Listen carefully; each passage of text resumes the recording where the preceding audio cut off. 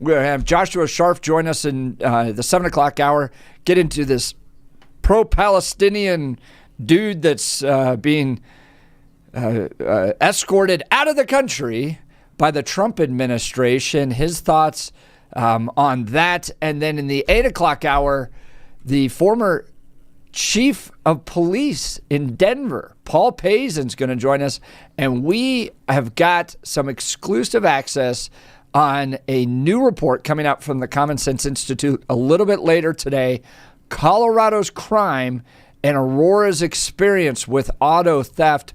What is happening in the city of Aurora as they have sought to change some of their penalties for stealing a car? And what does that look like compared to the rest of the state via crime trends? And should localities, this is the important part of it, should localities have the ability to determine their own sentencing guidelines? Because there's some laws coming from the Colorado State Capitol that would like to make that uniform across the state. So when localities step up their enforcement, step up their punishment, does it make a difference? Well, they have some exact data on an 18-page report that's coming out later today that we've got some early access to. Common Sense Institute doing incredible work and research, and we're going to talk with their fellow former Denver chief of police, Paul Pazin, is going to be live in studio in the 8 o'clock hour. And then we're going to get a little private tour of the Hudson Gardens from the folks over there in the 9 o'clock hour. So it's an absolutely wonderful show today. Lots of news to cover, including some new decisions coming out of the city council to try to turn things around down at the 16th Street Mall. And the problems they've had, they're going to invest some money into advertising and marketing, about $1.5 million, to try to get people to come back downtown. Will it work? I've got some comments and thoughts on that. But now is time for Blake Olson. Blake Olson. Blake Olson, news and comment.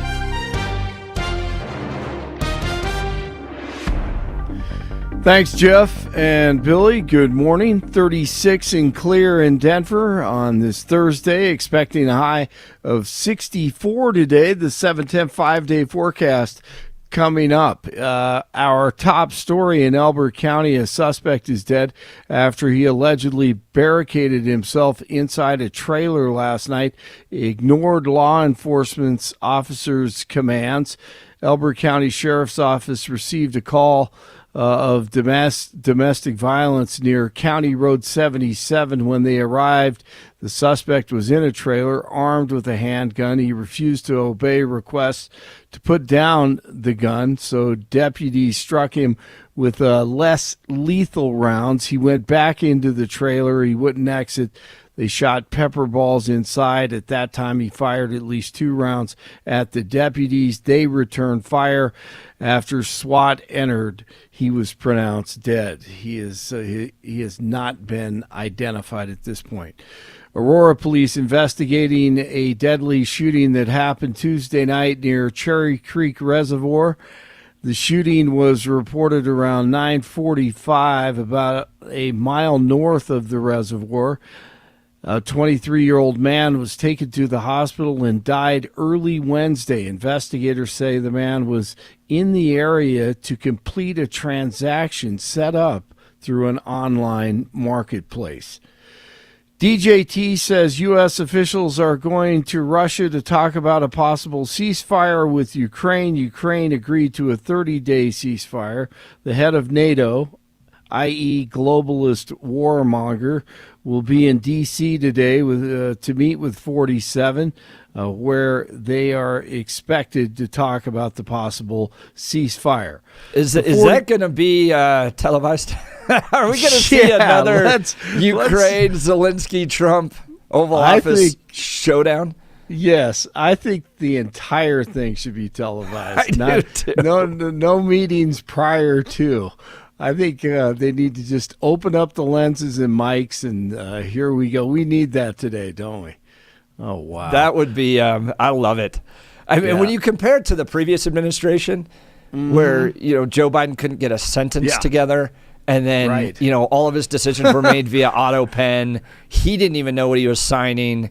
When Mike Johnson goes to sit down with him, and they're like, Yes. Mr. President, you signed this executive order. No, I didn't.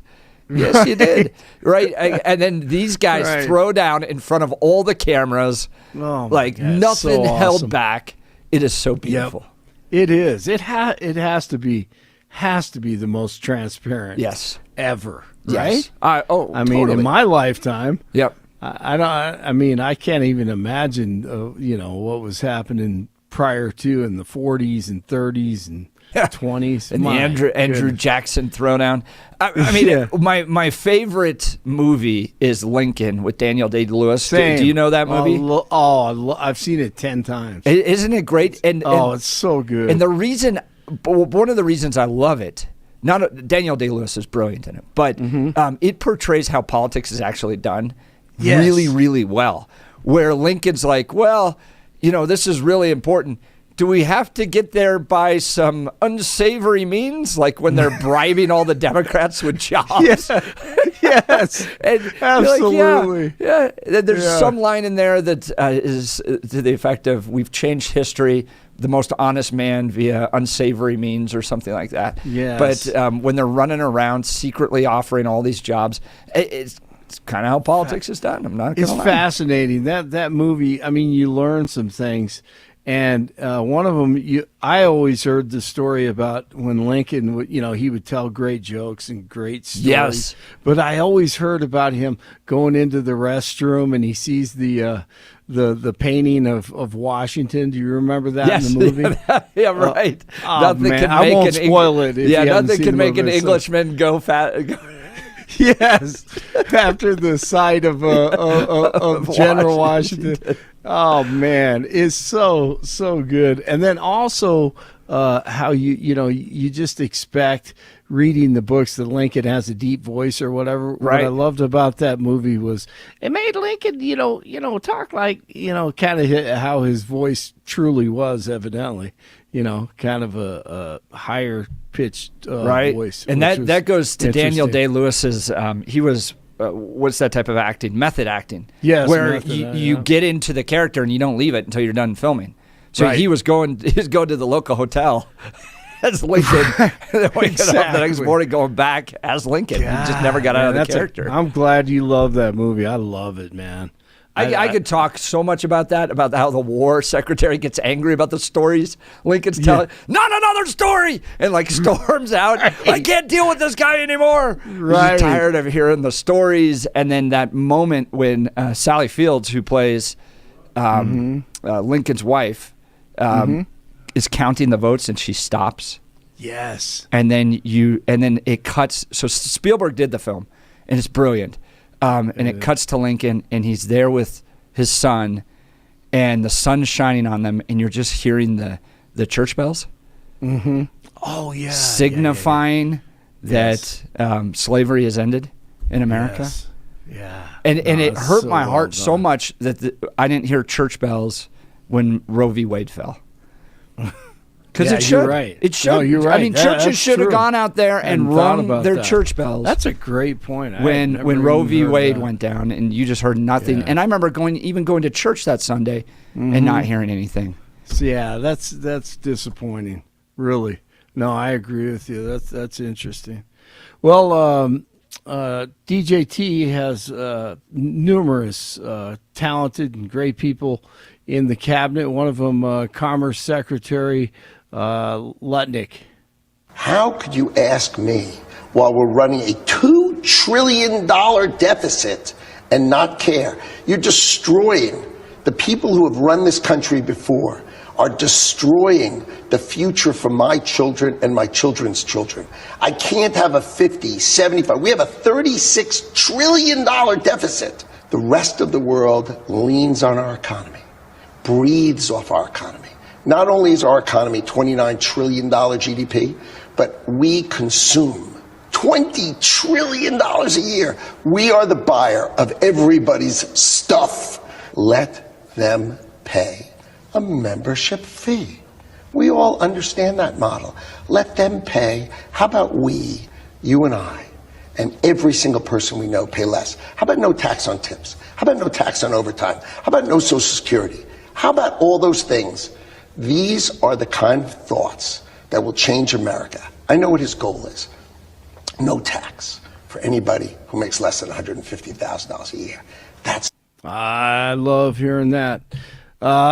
Other news, all of the remaining illegal aliens at Guantanamo Bay have been moved back stateside. A Defense Department official said that 40 men being held at the naval base in Cuba have been flown to an ICE facility in Alexandria, Louisiana, where they await deportation. It's unclear why the illegal immigrants were flown back to the U.S. I heard it was in light of possible pending lawsuits, but I do kind of find it interesting in the sense that these guys are getting, oh, you're going back. Get on an airplane. Where are we going? Back to the United States. Where are we going to go after this? Probably back to Gitmo. Like, we're just shuttling back and forth just because of the courts. Right. Yeah. But they're just sitting on airplanes, flying around.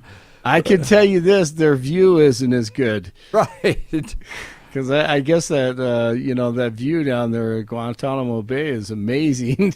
And then they're in Alexandria. They're going to be in the swamps there with the trees, the high trees and in the woods.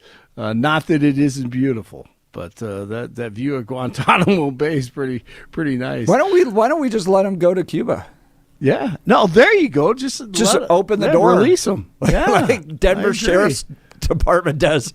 Yeah, that's right. With illegal, just walk out. There you go. Mm-hmm. You're the communist problems now. I don't think the communists are going to treat them as well.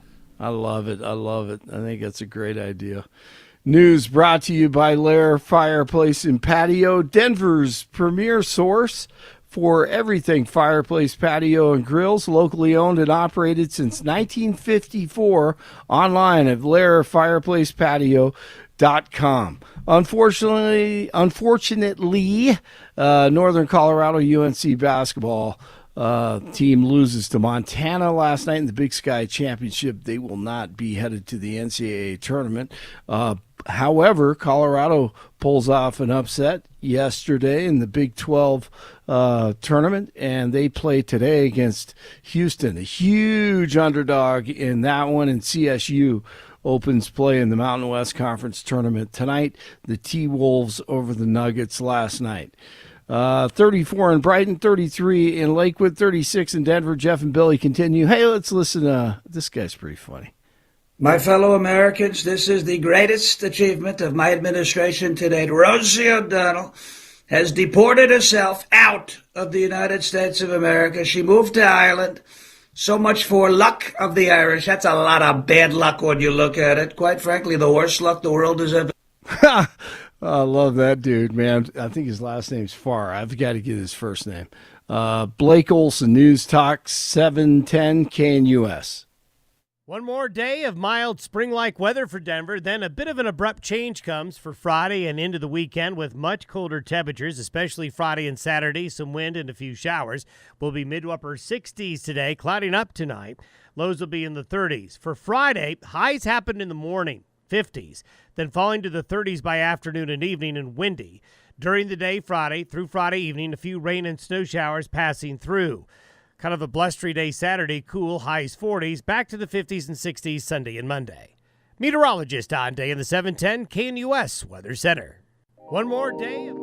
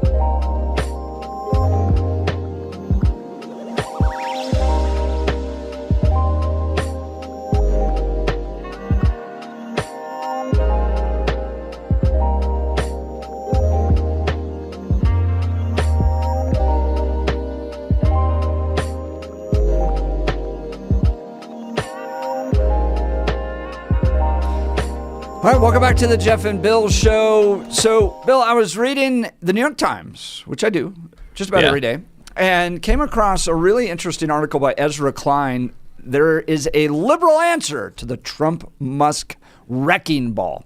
But he makes the argument that our answer has to come in light of recognizing our own failures.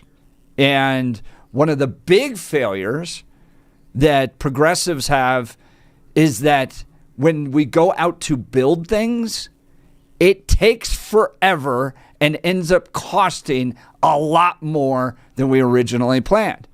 And so I'm reading this, and he spends a lot of time in this article in the Times on the failed high-speed train out of California that just got totally out of control, and then why they can't do it, why it took so long, and that has created a sense among voters that progressives at the end of the day just can't deliver. Now, if I can interrupt just for a second, I would say that another example that would also be close to home that during Ezra's article and your explanation there would be the western side of light rail here with RTD. Yeah. That was part of the reason that you got the western side of the city to vote to expand the light rail.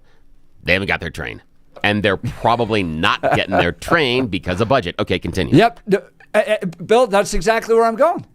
That, seriously? Plus 16th Street Mall. That's great. Plus the Denver Yes, the mall. Airport. Yes. Okay, so look, here's some of the numbers around this stuff, okay? The 16th Street Mall was originally supposed to cost $149 million. It's now $172 million. It was supposed to be done in 2024. Now it's getting done in 2025. And in light of that, and I'm going to get to the Denver Airport here in a second, which those costs have skyrocketed as well, is the 16th Street Mall and the Denver City Council just yesterday agreed to spend just shy of $2 million in order to try to promote people to come back to the 16th Street Mall. So all of this under the guise of the New York Times in an opinion piece by Ezra Klein saying, guys, one of the big problems we have as Democrats is that we can't get it done. We believe so much in government. We have trusted so much in government that we kept going. And he makes the argument that, 60s, 70s, 80s Democrats were going to reform government to confront fraud and abuse in business. We want the government to be a force for good. We wanted to secure rights for people, all that stuff, right? The kind of classical liberal mindset. But we've gotten to the place where it has become so burdensome, government has, we can't actually deliver for the people. And that is part of the reason why we can't win. He lists out some other ideas. The fact that, for instance, the number of homes approved to be built in San Francisco versus the number of homes to be built in Austin, Texas. It's night and day difference. It is so cumbersome to build and develop in progressive Democrat-leaning states that we're not providing enough housing. The cost of existing housing is skyrocketing. People don't want to live in these states anymore because it's so expensive. They're leaving progressive-dominated states. They're leaving blue cities because it's so burdensome with the regulations. He's calling for a renewal within Democrat thinking. And this is where I disagree with him. He puts a lot of faith and trust in the power of government to be able to provide for people. But I thought his analysis of the challenges, and you look at 16th Street Mall, took too long, cost too much. Now we got to spend money because nobody wants to come down there. Now we're adding art and music to cover up vacant buildings. That's part of this Denver City Council strategy right now. Like they're going to paint over vacant storefronts just so that people don't notice as much. 16th Street Mall, which used to be beautiful and a ton of fun and a great place for families, has become a disaster. And then also think about what happened with DIA.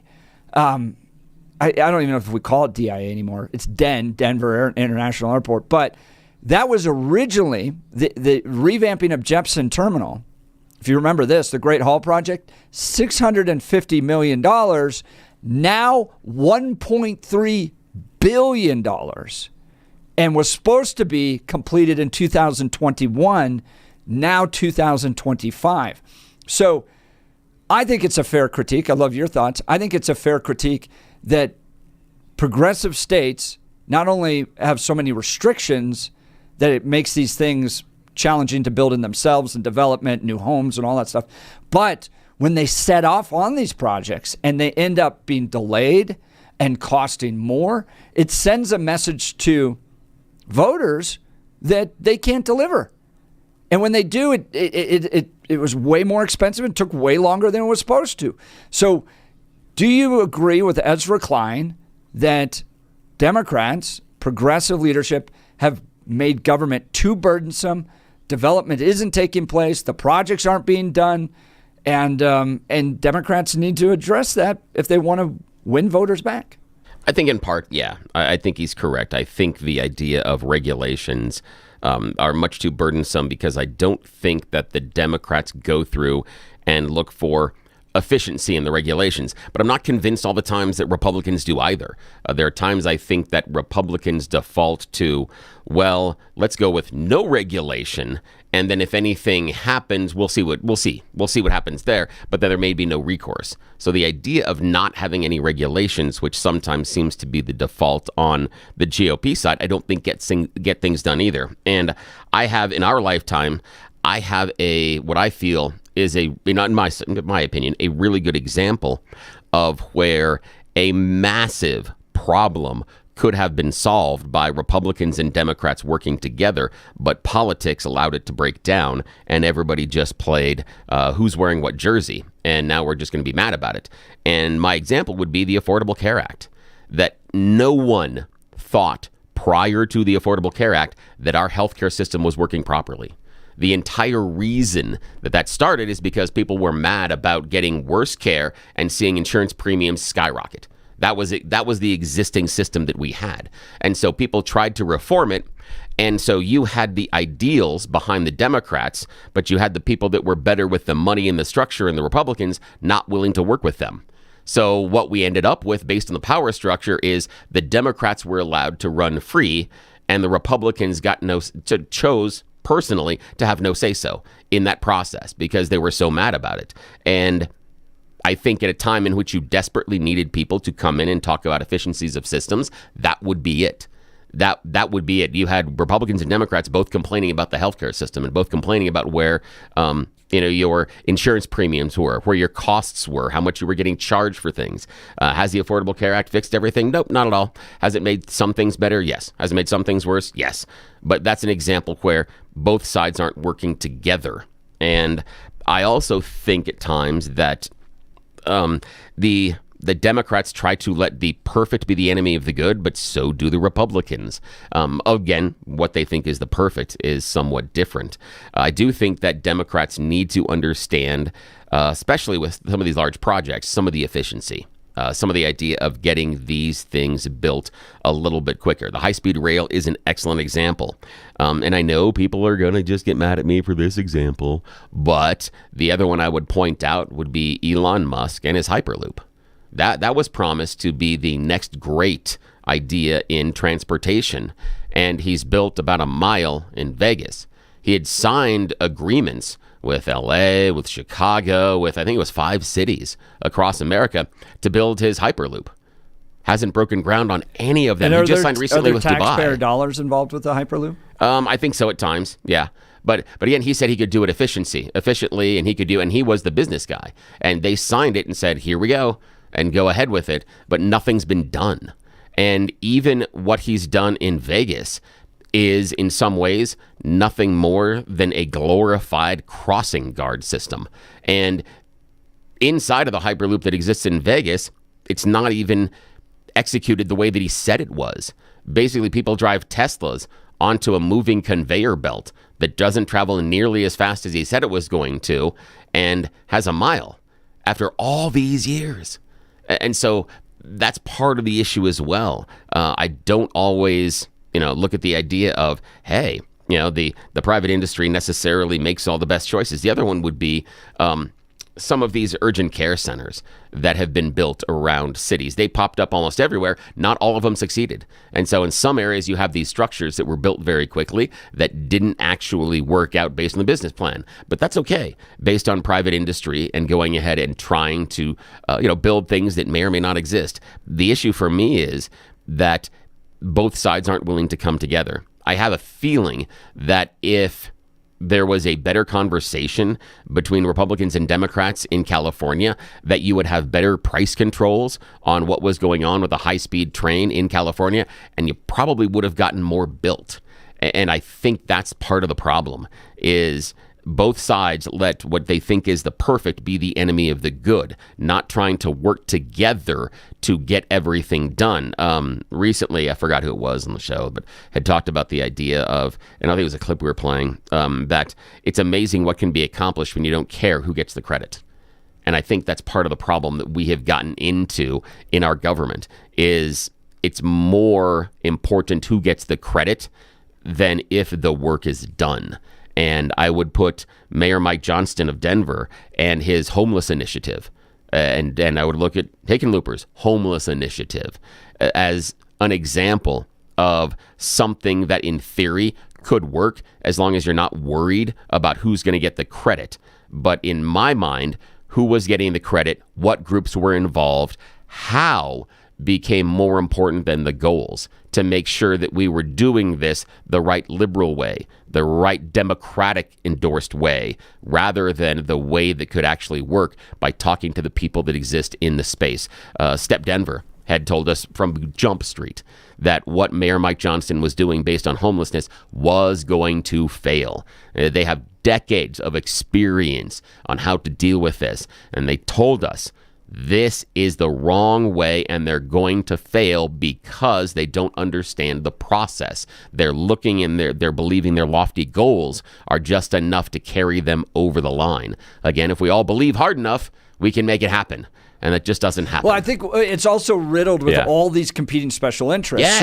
Part of what he gets into in the article is just the environmental requirements of going through everything. It's so cumbersome. Yeah. And, environmentalism started out as, we want to protect our water and our air and all that stuff.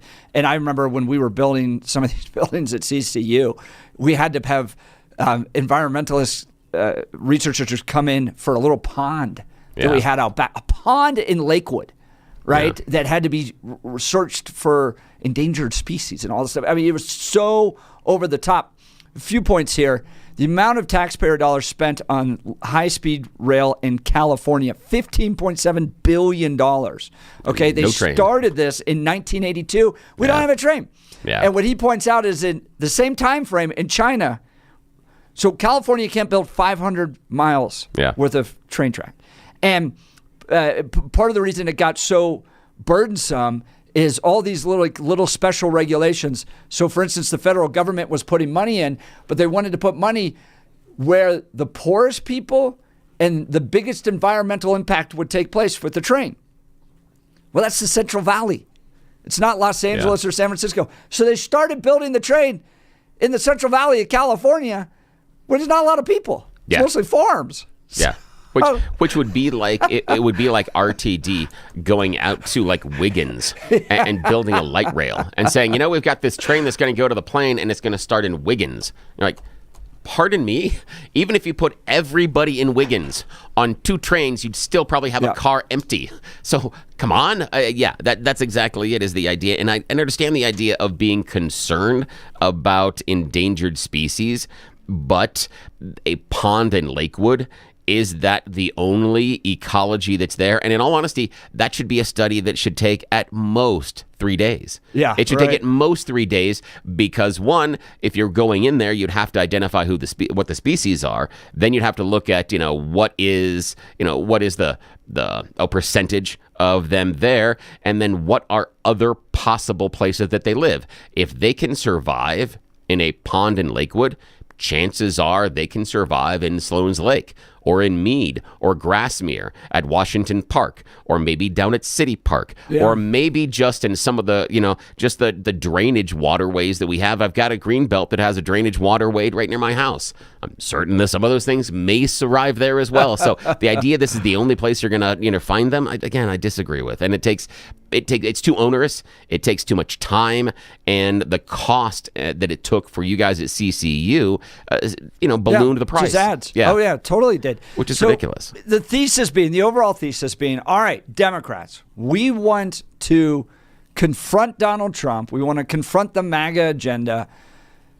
But where do we have examples that our leadership is producing great communities? Yeah. What states, in fact, most progressive states, and the more progressive they are, have higher numbers of people leaving. Well, let's look at the city of Denver. You have a 25% vacancy across the entire city, 60% vacancy in Rhino, office vacancy. 16th Street Mall's got to go spend nearly $2 million just to encourage people to come back. And they're going to put art up over the vacant buildings, the vacant shops. The cost was more than they expected. It took longer than they expected. That's not just there. That's RTD. That's Denver. So the call coming from the New York Times is, Democrats, we've got to figure out actually how to run government well to prove to the voters that they need to put their trust back in us. Yeah. What do you think of all this? Would love to hear from you. 303-696-1971. Do you trust Democrats more than Republicans to build this? Do you hold Democrats accountable when, for instance, the city of Denver can't get the Jepson terminal done on time, and it ballooned from $650 million to almost double that, $1.3 billion? And do Democrats need to change and show that they can actually build things on time, under budget? Is that even an option? Is under a budget even an option with these folks? I don't know. Give us a call, 303-696-1971, or text us on the Dan Caplis Law text line at 720-819-5115, 720-819-5115. Those text messages come right in here to the studio, so we'll talk about them online. All right, I want to talk to you about my friend Dan Caplis and Dan Caplis Law. I've known Dan for well over a decade. He's pro-life, pro-family, pro-faith, pro-America. That matters, because who you choose as a lawyer to represent you in an injury case is going to say a lot about you to everybody involved in the case. What Dan Caplis has done is, for the last 40 years, he has devoted his life to helping people and achieving justice, okay? He is committed to the right things, and he's going to deliver for you. Listen to this. Dan is believed to be the only lawyer in Colorado history to win 5 straight multi-million-dollar verdicts in Colorado crash cases. Dan is also believed to have won the largest truck crash verdict in Colorado history. Dan Caplis Law is so trusted that he's the official law firm partner of the Denver Nuggets and the Colorado Avalanche. Dan Caplis Law is a serious firm for serious cases. Dan accepts righteous injury cases on a percentage fee basis so that he can represent good people from all walks of life without regard to ability to pay. So if you need Dan's help, give him a call. Here's the phone number, 303-770-5551. That's 303-770-5551, or hit dancaplisLaw.com. That's Dan, C-A-P-L-I-S law.com. We'll continue with your phone calls and texts. Who do you trust more to deliver when it comes to a government-funded project? Democrats or Donald Trump? And I'd like to point out the great example in The Art of the Deal of the ice skating rink. And that was an example of where the city and the government couldn't get it done. Donald Trump, in his own personal capacity, got it turned around and delivered for the people. Do you trust business leaders like that to deliver with government projects? Or do you trust Democrats to get it right because they got to balance all of these competing interests, including environmental interests? Phone lines open. Text lines open. You're listening to The Jeff and Bill Show. This is Denver's talk leader, News Talk 710, KNUS.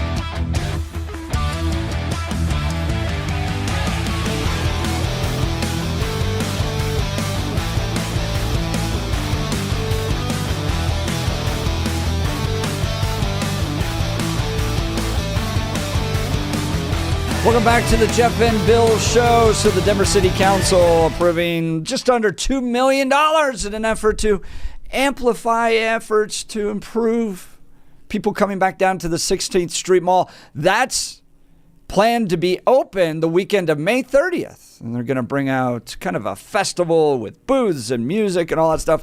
But they've got to cover up all the vacant storefronts because all the businesses that have left the 16th Street Mall because the construction took nearly a year longer than it was supposed to, cost more, supposed to be $149 million, now $172 million, and people didn't feel safe. You had crime issues, you had all that construction.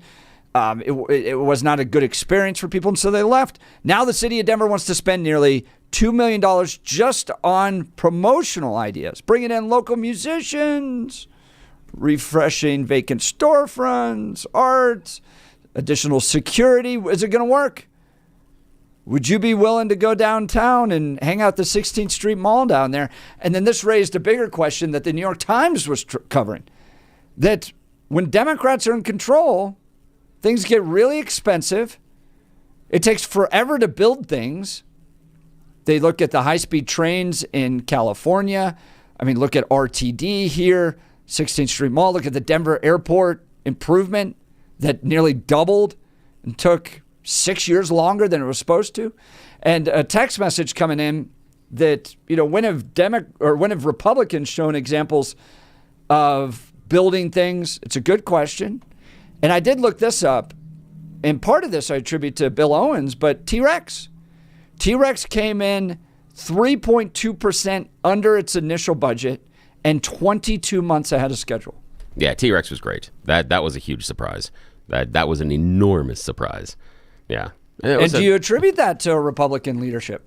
Not necessarily. I attribute it to the idea of the people that were there getting the job done for a variety of reasons, not letting certain things get in the way. The thing that I have is because I sit outside of both party, I don't necessarily look at either party having the ownership of being right or wrong. I don't look at either party having ownership of the correct ideas or the wrong ideas. I look at both parties having some good ideas and some bad ideas. And I look at both parties from where I've sat, and I've been unaffiliated for 2 decades and plus, that left to their own devices on their own where they dominate, normally things don't work out so well. Because if we go into largely dominated blue cities and areas, there are problems with some tax structures. There are some problems with crime. There are problems with housing. There's some other issues with education. But the issues with crime, housing, education also exist on a different scale inside of red states. Some of the states that rank the worst in educational achievement are red states. And so the idea that one side or the other has ownership of all the correct ideas is, I think, incorrect. And I think that's part of the problem that we have in our country, is that we've decided that one party or the other has to have all the right or correct ideas in order to get things done, not being willing to work together to figure out how to get there. Because I think the idea of the perfect being the enemy of the good, that you've got 4 kids, you understand that when you ask the family that one of the worst things in the world, okay, this is a good example. One of the worst things in the world is when you walk in and all your kids and your lovely wife are sitting there in whatever main room of the house, could be kitchen, living room, dining room, wherever, and you say, "Hi, what do you guys want for dinner?" You're going to get probably at least 4 different answers, because where do you want to go? Let's say, what restaurants? You're probably going to get, at least 3 to 4 different answers minimum. And then there is a compromise about what each person wants and trying to find something that's okay for everybody. And we as a nation have forgotten that simple exercise.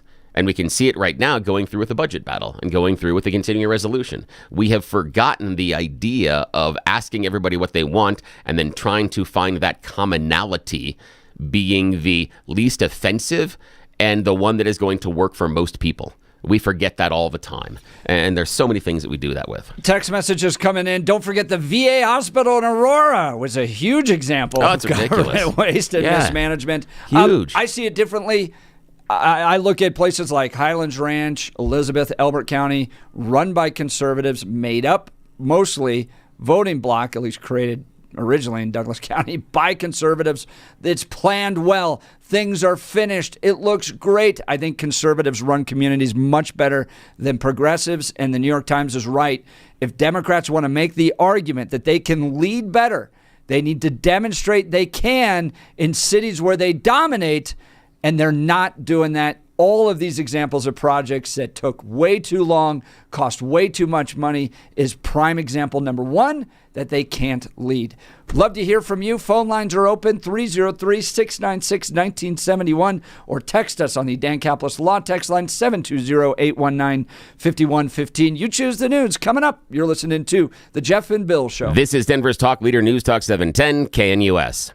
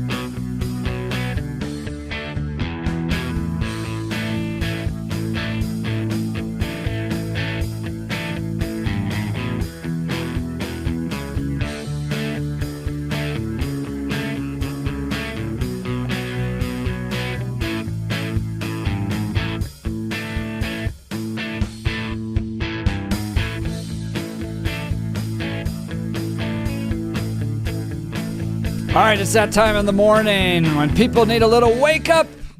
We like to provide it for you. Let's give them You Choose the News, Bill. Yes, it is that time of the morning where we get to make questionable decisions. It's something we call America's favorite radio news game show, You Choose the News. Yes, this is totally made up.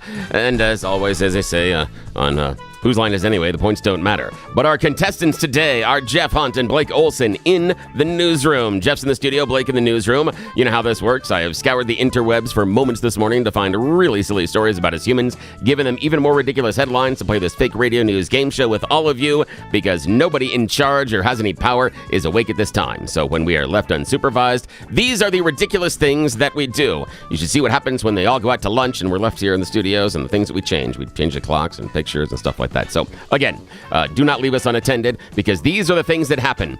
Gentlemen, if we are ready, here are your headlines for today's show. Headline number 1, Secret Spices.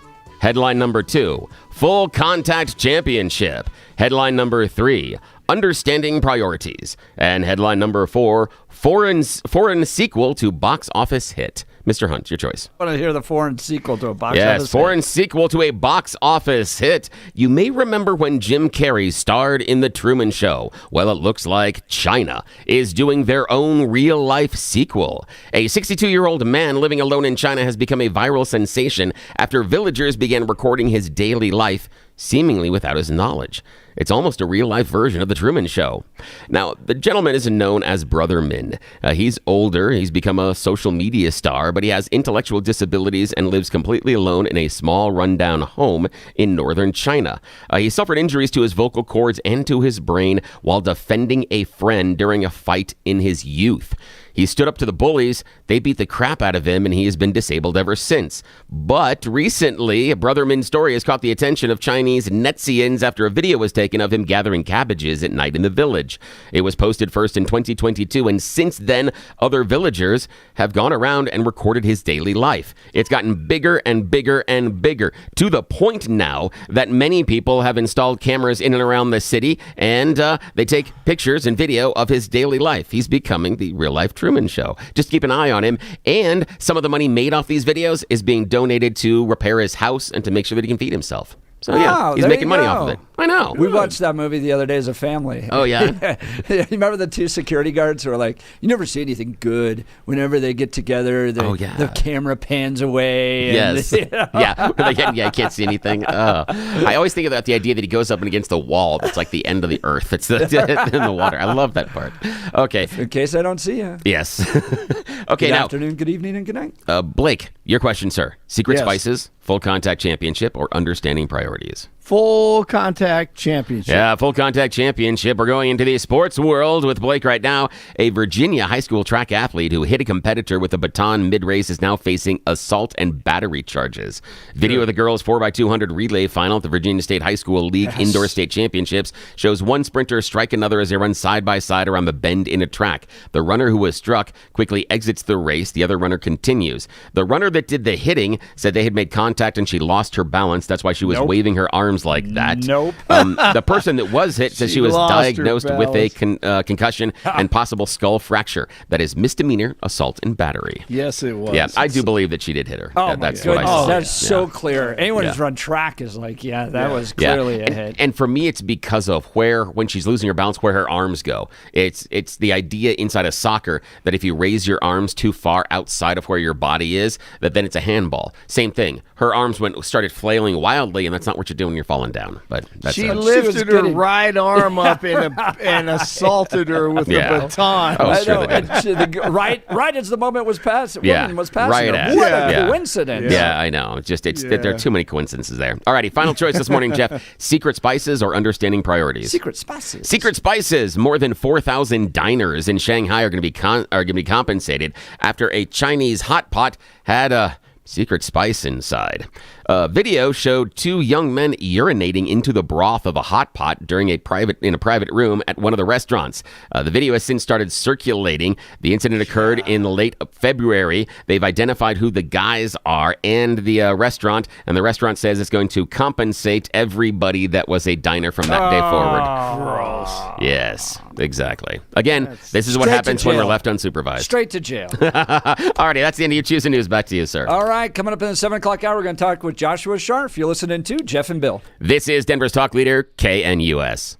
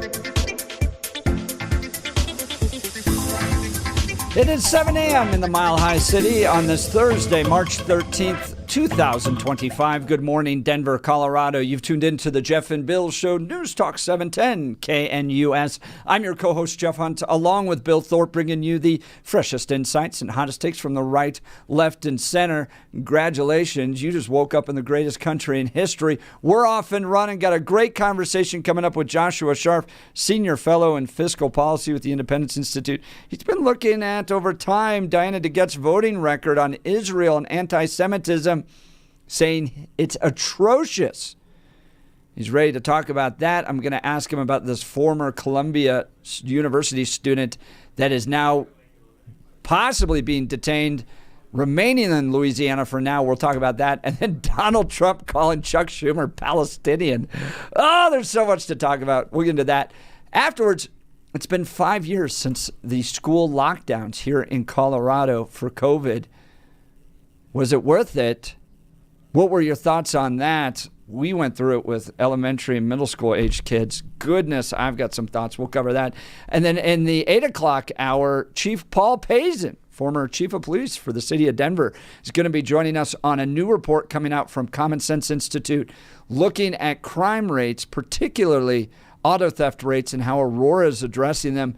And then we'll be joined in the 9 o'clock hour by folks from the South Suburban Recreation Parks and Recreation, as we talk about Hudson Gardens and the great opportunities that are happening there. So lots to cover today, but now is time for Blake Olson.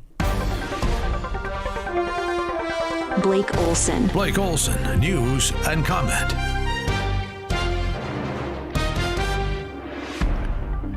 .36 and clear in Denver, expecting a high of 64 today. The 7-10 5-day forecast is coming up.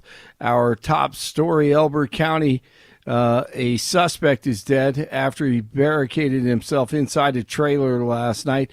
He ignored law enforcement and their commands. Elbert County Sheriff's Office, they received a domestic violence call near County Road 77. When they arrived, the suspect was in a trailer armed with a handgun. He refused to obey requests to put the gun down, so deputies struck him with less lethal rounds. He went back into the trailer.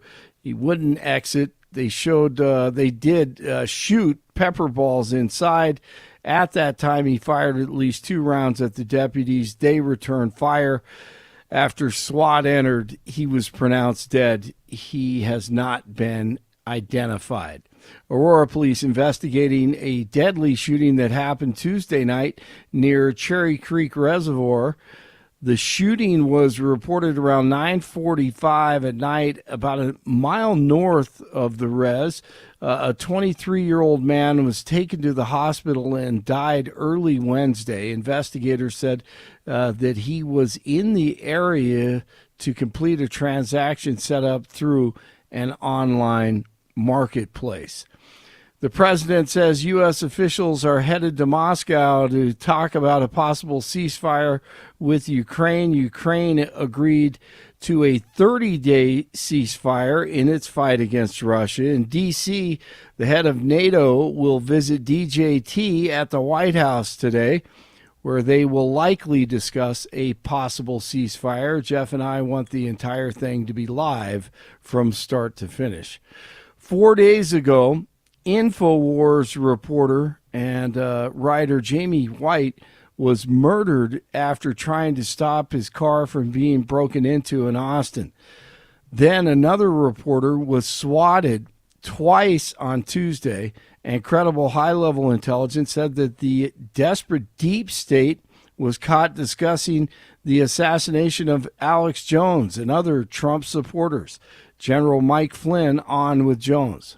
But I just want them to know that the people that are involved in this, and there are enough good people still that are in our system. And frankly, there's a lot of capabilities that we have that don't require all the government access that the National Security Agency has or the CIA has. There's a lot of security companies that have great capabilities that are able to really dig into some of these. But I want them to know that I'm warning them. I'm not warning them, as a threat to their lives. I'm warning them as a threat to their livelihood, because you get caught up in this, you're going to be exposed, and you're going to, and then you'll be held accountable.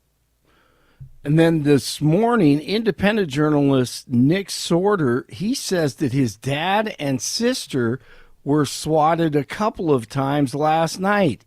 He's uncovered a lot of corruption in recent years. The 47 administration seeking to deport pro-Hamas activist who has a green card and is married to an American citizen, Mahmoud Khalil, was arrested by ICE agents last weekend in New York City. The administration says Khalil organized protests at Columbia University that harassed Jewish American students and distributed pro-Hamas propaganda. UNC falls to Montana last night in the Big Sky Conference Championship game. CU upsets West Virginia in the Big 12 tournament. They try to knock off Houston today at 1 o'clock, and CSU tips off Mountain West Conference play in the tournament tonight at 7 o'clock. The T-Wolves beat the Nuggets last night in Lodo. It's 34 in Aurora, 32 in Golden, 36 in Denver. And once again, this is Sean Farash. But I just got off the phone with Ireland, and they said to me, "Sir, Rosie O'Donnell is now in our country. What do we do, sir?" I said, "You have to keep her." They said, "But, sir, she's going to cause another famine." I said, "That's your problem now. You have to keep her. Don't you dare send her back. If you send her back, I'm going to hit you with 4,000% tariffs if you send her back. We're not going to let it happen." He's good, really good. Jeff and Billy continue. Blake Olson, News Talk 710 KNUS. One more day of mild spring-like weather for Denver, then a bit of an abrupt change comes for Friday and into the weekend with much colder temperatures, especially Friday and Saturday. Some wind and a few showers. Will be mid to upper 60s today, clouding up tonight. Lows will be in the 30s. For Friday, highs happen in the morning, 50s, then falling to the 30s by afternoon and evening and windy. During the day Friday through Friday evening, a few rain and snow showers passing through. Kind of a blustery day Saturday, cool, highs 40s, back to the 50s and 60s Sunday and Monday. Meteorologist on Day in the 710 KNUS Weather Center.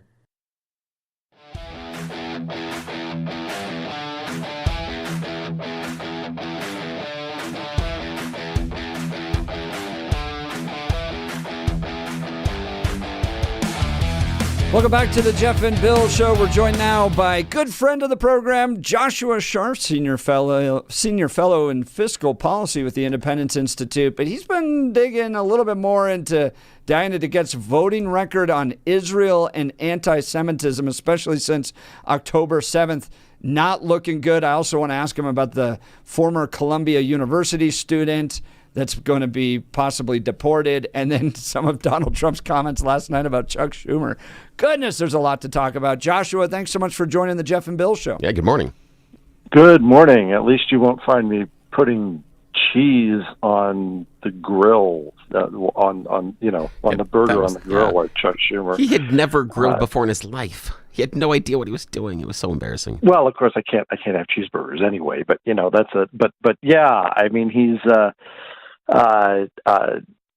clearly, whatever we think about whatever Trump says about him being Jewish or not, he's clearly not the grill master. So, well, on that point, let's start here. Here's Trump yesterday on Chuck Schumer. This was spicy. Blame the Democrats. And Schumer is a Palestinian as far as I'm concerned. He's become a Palestinian. He used to be Jewish. He's not Jewish anymore. He's a Palestinian. Okay. Okay, it's one thing for a Jew to call another Jew that, but for Donald Trump to call Chuck Schumer a Palestinian, the dude has no fear. But do you agree with Trump, Joshua Sharf? Well, this is one of those situations where you take him seriously, but not literally, I suppose. I thought it was good that people laughed at it because that was the appropriate response. I mean, obviously he's not really opining on whether or not Chuck Schumer is technically Jewish or remains Jewish or whatever. I mean, he's basic. I mean, the point that he's making, obviously, in his typically ham-handed but amusing way, is that Schumer is more concerned with protecting his shifting political base, which seems to include more and more on the Palestinian side, rather than rather than protecting. And of course Schumer himself brings up, well, my name is based on Shomer, which is protector, and I'm a protector of the Jewish people, and he says that, Schumer says that, so he brings, so it's fair game for for people to make fun of what Schumer himself brings up. It turns out, by the way, that Schumer, if you go to, I'm not making this up, there's a reference online of what German last names mean, and one of the meanings of Schumer is worthless, or a shiftless, or a layabout. So I guess as a Schomer, he really is a Schumer. We're talking with Joshua Sharf. Joshua is a fiscal policy fellow with the Independence Institute. All right, let's talk Diana DeGette. You've spent some time looking into her voting record since October 7th. What'd you find? Yeah, so, she, what prompted this was her comment. Her Facebook page has been a little more active in the last few days, and one of the things that she commented on was that Khalil, who you had the little news bit about there, must be freed. We stand for freedom, as they want to turn this into a freedom of speech issue. So we stand for freedom of speech. So of course, that this outrages her. It didn't outrage her, by the way, when he was organizing the protests that harassed and intimidated Jewish students at Columbia and took over buildings and shut down the Quad and the rest of it. This, of course, is outrageous. So I went back and looked at it, and of course there was a group that also I was a part of, met with her back in I think it was December of 2023, right after the during the winter break that they have right after the October 7th attacks. And so on December 5th, which is so the last votes that they were taking before they left, she voted against a resolution that would have used the one of the stricter definitions of anti-Semitism in terms of defining whether or not colleges and universities were in violation of Title VI or were in violation of federal laws against hate speech or hate crimes. Really, hate speech, we're not so concerned about that, but hate crimes. She voted against one and in favor of the other, and the one that she voted against, which was the Republican resolution, would have said that anti-Zionism is anti-Semitism, and then she voted in favor of 907, which was a Democrat resolution, which was pretty milquetoast and thin gruel, and just that didn't really say anything of any value. I will remind you, in that meeting, I asked her about this. I said, well, what is the difference between 894, which you voted against, the one that you voted against, and 907, the one that you voted in favor of? And she couldn't answer the question. She basically turned to her and said, well, I'll have my staff, answer that for you. She couldn't answer the question. She put out a press release. Her staff put out a press release saying, I voted against 894, which would include this definition of anti-Semitism that includes anti-Zionism. And I voted for 907 because it more accurately expresses my views. That's a quote from her press release. All right. So she put that out, and she couldn't explain what the difference was.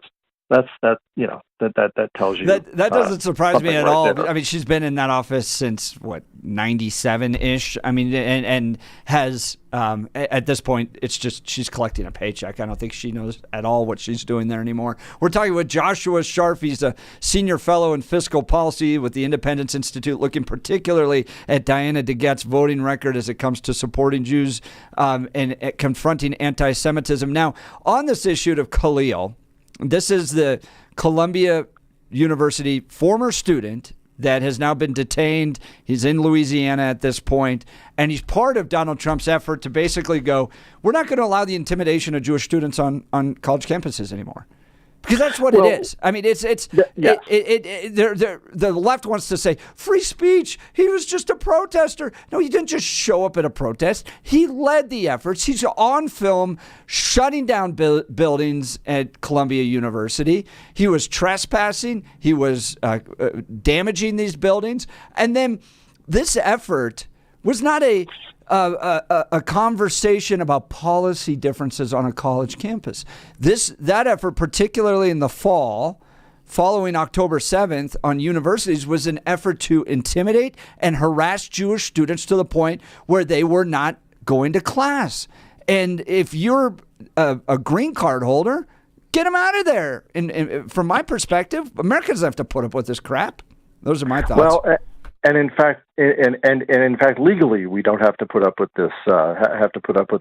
There is a section. Now, there are a number of different sections that are available to deal with here, but the one that I'm going to look at for the moment is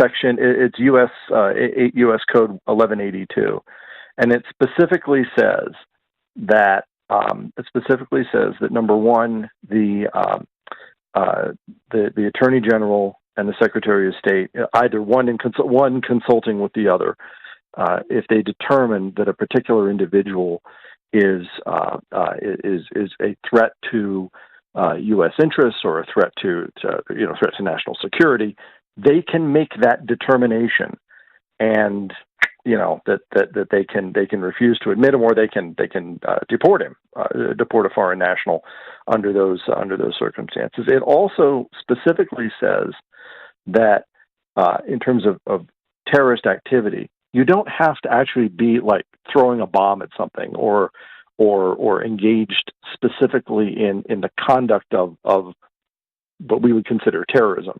It's enough to promote a terrorist organization, or to encourage other people to engage into it, or to encourage support for a terrorist organization. And Hamas, of course, is a legally recognized terrorist organization. So the fact that this guy was out there organizing protests in favor, waving Hamas flags, is enough. That's enough. If they want to find that he was doing that, and on that basis they want to tell him to leave the country, that's enough. So they have plenty of legal standing for this. It's just a question of what tool they will choose to apply. But they have plenty of legal standing to do this. This was not a guy who was just, as you said, standing on the street corner shouting bad things. He was organizing protests where in April of 2024, Jewish students were told by, I think it was the campus rabbi, the Hillel rabbi, to just stay home. Don't venture onto campus. It's not safe there right now. Right? So that's what he was doing. We're talking with Joshua Sharf, Senior Fellow in Fiscal Policy at the Independence Institute. And while he's brilliant with fiscal policy, he's also a great representative of the Jewish community. And we're diving into some of these issues. We're getting text messages to that point, Joshua, that what about free speech? What about the rights of people to be able to protest? Can't they disagree with Israel? Can't they disagree with the activities of Israel and the military response that's happening in Palestine? Your thoughts? Well, the answer is, of course, absolutely. I mean, there's nothing that says that people can't disagree. There's nothing that says that people can't have a protest or a rally in favor of a particular position. I mean, I think that there's no moral equivalence here, but in terms of free speech, of course. The question isn't whether or not someone is engaging in speech or engaging in promoting a position that you disagree with. I mean, that's what the First Amendment's there to protect. It's whether or not they're creating a situation where, as I said, Jewish students can't go to class, can't walk on campus because they're afraid that they're going to get attacked. That's a completely different situation, and that's no longer free speech, right? That's no longer the sort of thing that's protected. And I would note also that if this were any other group, this would not be controversial, right? All right, and so I may not like. I certainly don't like hate speech laws or hate speech rules. Again, different from intimidation, from physical intimidation. I don't necessarily like them. But if you're going to have them, and then the only group that you're not going to protect is Jews, that's a problem.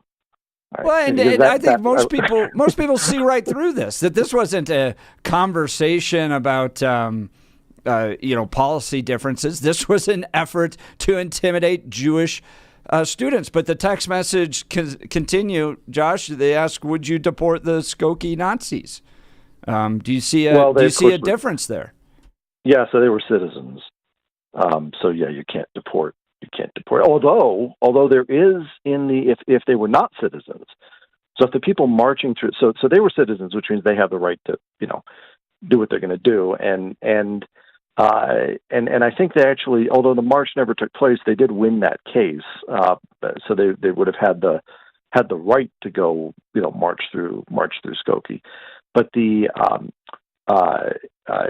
but again, on a regular basis, you're going and punching out Jews, which happens seems to happen in Brooklyn on a regular basis, or Queens, in New York on a regular basis. I think that's a different story. However, there is a specific line in the immigration code that talks about having been involved with or promoting having been involved with the Nazi, with the Holocaust. That's that's to be able to deport someone who was, say, a camp guard or was involved with actually committing. Of course, most of those people are dead now anyway. But people who were directly involved with perpetrating the Holocaust, that's a different issue from being able to march through the streets as a citizen. Those are different things. Well, and Khalil is here on a green card, right, which means that is a type of visa. What kind of country wants somebody like this in their country? Right? We're not deporting a U.S. citizen. We have every right as Americans, and the American government has every right to pick and choose which types of immigrants we have in this country. And I've said before, America is really, really good in part because we have a strong Jewish community in America. The Jewish community builds good families. They create great businesses. They're good people. Who in their right mind is like, you know what we want in our country? More supporters of Hamas.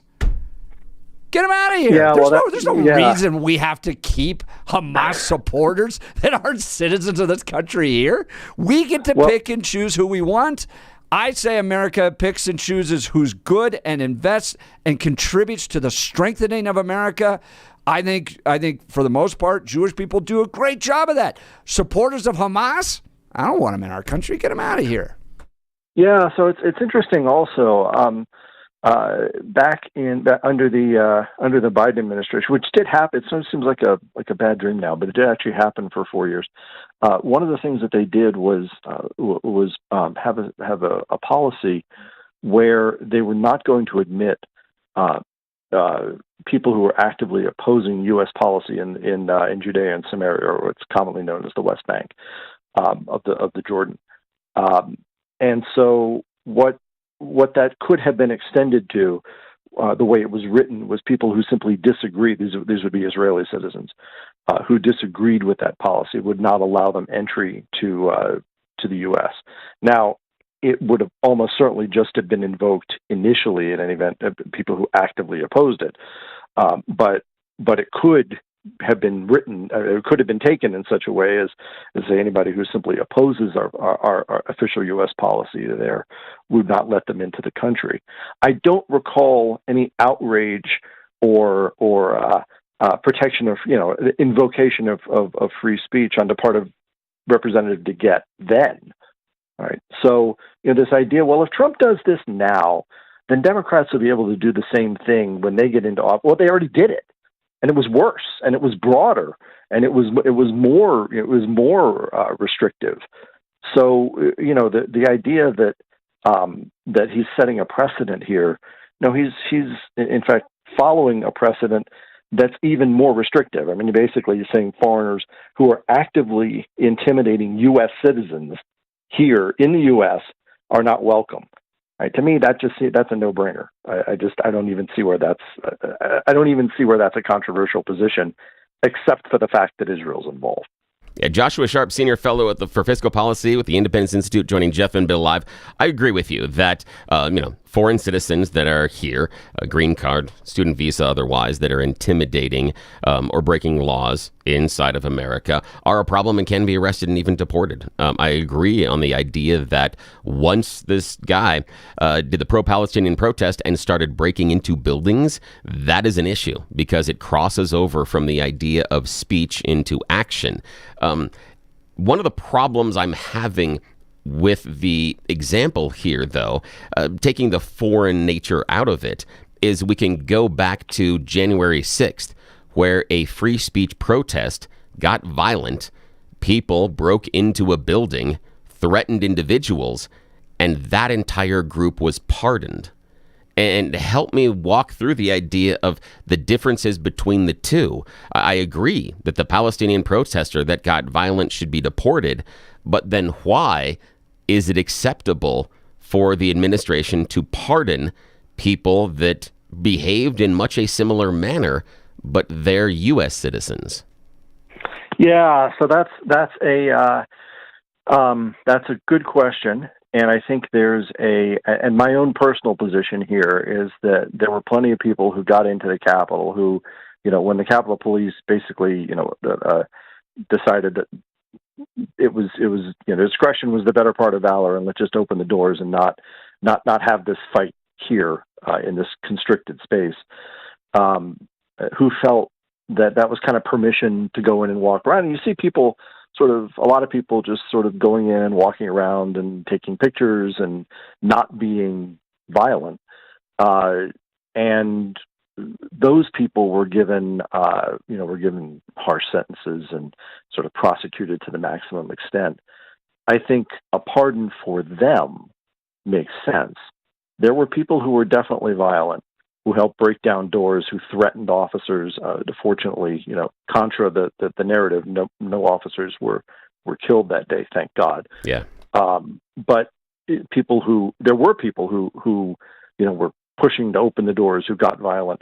I think some discrimination between people who actually were encouraging the crowd, organizing the crowd, leading that, and people who were just sort of, milled in afterwards. I think some discrimination between those two sets of people was called for, and I would honestly, I would have preferred to see that.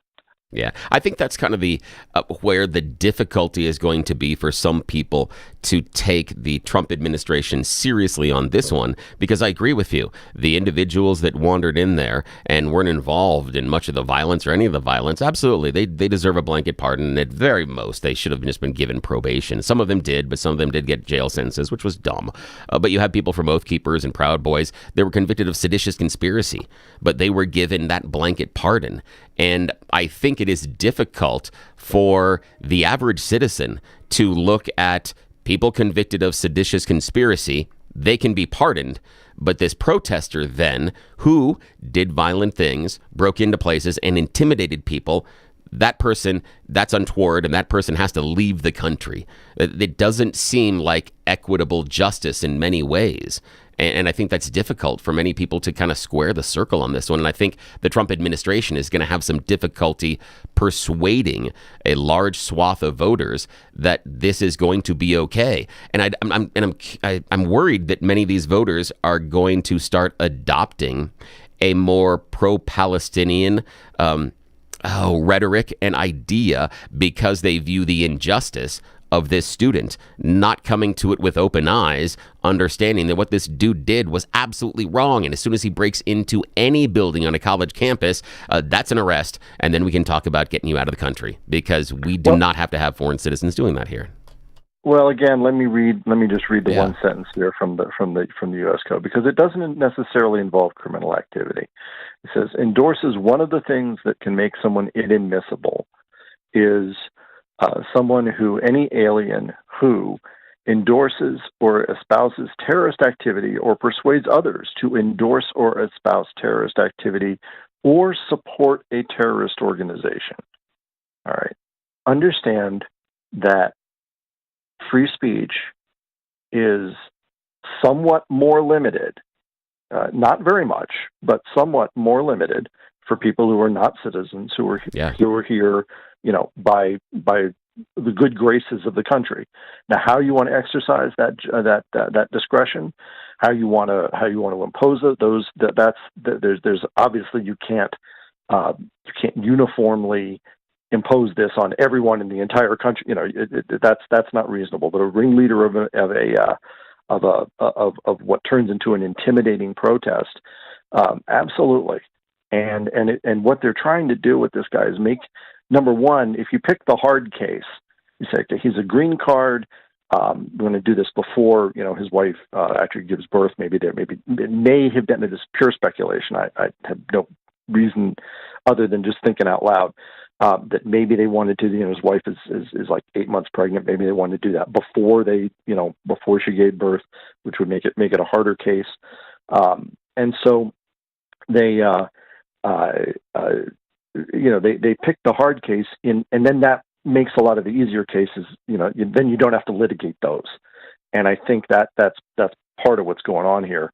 But again, remember that you don't have to, being a member of a terrorist organization is a separate clause that says endorses or espouses terrorist activity or persuades others to endorse or espouse terrorist activity or support a terrorist organization.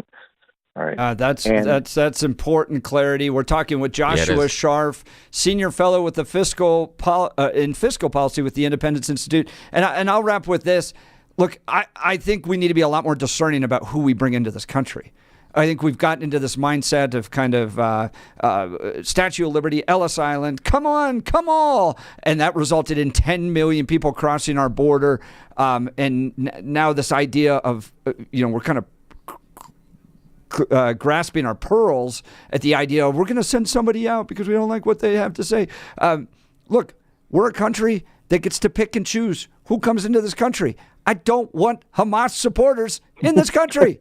Have good people in this country, and we should be fine with it, and we should be comfortable picking the best people to be in this country. I think that's another element of this. Joshua, thank you so much this time for joining us this morning. It was great to chat with you. Thank you for holding Diana DeGette accountable. Thank you very much. And you guys have a good day. Yeah, likewise. Joshua Scharf, Independence Institute, always a good friend of the show. I like him. He's so much fun. He's smart. I really enjoy the conversation with him. He's great. All right. If you're losing your hair, you need a simple solution that works. You want the best modern technology with top-rated physicians, something that's guaranteed to work. Guys, you need Dr. Tanya Pauls and her team at Advanced Hair. They've completely redefined hair restoration from the experience itself to their unmatched results. You got a receding hairline, bald spot, thinning hair. Address them all with Advanced Hair's simple one-day treatment in a calm, relaxed environment with the most experienced professionals. Advanced Hair has performed tens of thousands of these breakthrough treatments. And get this, your own natural hair begins to regrow the very next day. No one in Denver can offer anything like the advanced FUE found at Advanced Hair, and I highly recommend their team. It starts with your free consultation. Call 720-459-HAIR. If you qualify, you'll get $250 off and 250 free hair grafts. Refine your hairline with the team that's redefined hair restoration. Here's the phone number again, 720-459-HAIR or advancedhair.com. That's advancedhair.com. We'll continue. Lots of text messages coming in on this. Here's the phone number if you want to join the conversation, 720-819-5115. That's the text line. If you want to call in, use your voice, 303-696-1971. I would want to know, do you think these people should be, sent out of the country? Would you support this? And how do you square the circle with the Proud Boys and the Oath Keepers who were convicted of seditious conspiracy? As Joshua had outlined, would that be endorsing, espousing terrorist activity, or providing support for a terrorist organization? Well, seditious conspiracy was trying to overthrow the government, yet they're pardoned. How do you come to the conclusion that the one guy that is supporting pro-Palestinian efforts and possibly Hamas needs to leave the country, but it's okay for the other group that tried to overthrow the government that was convicted in court to get out of jail and walk free? I'd be curious how you square that circle. You're listening to the Jeff and Bill Show. This is Denver's Talk Leader, News Talk 710 KNUS.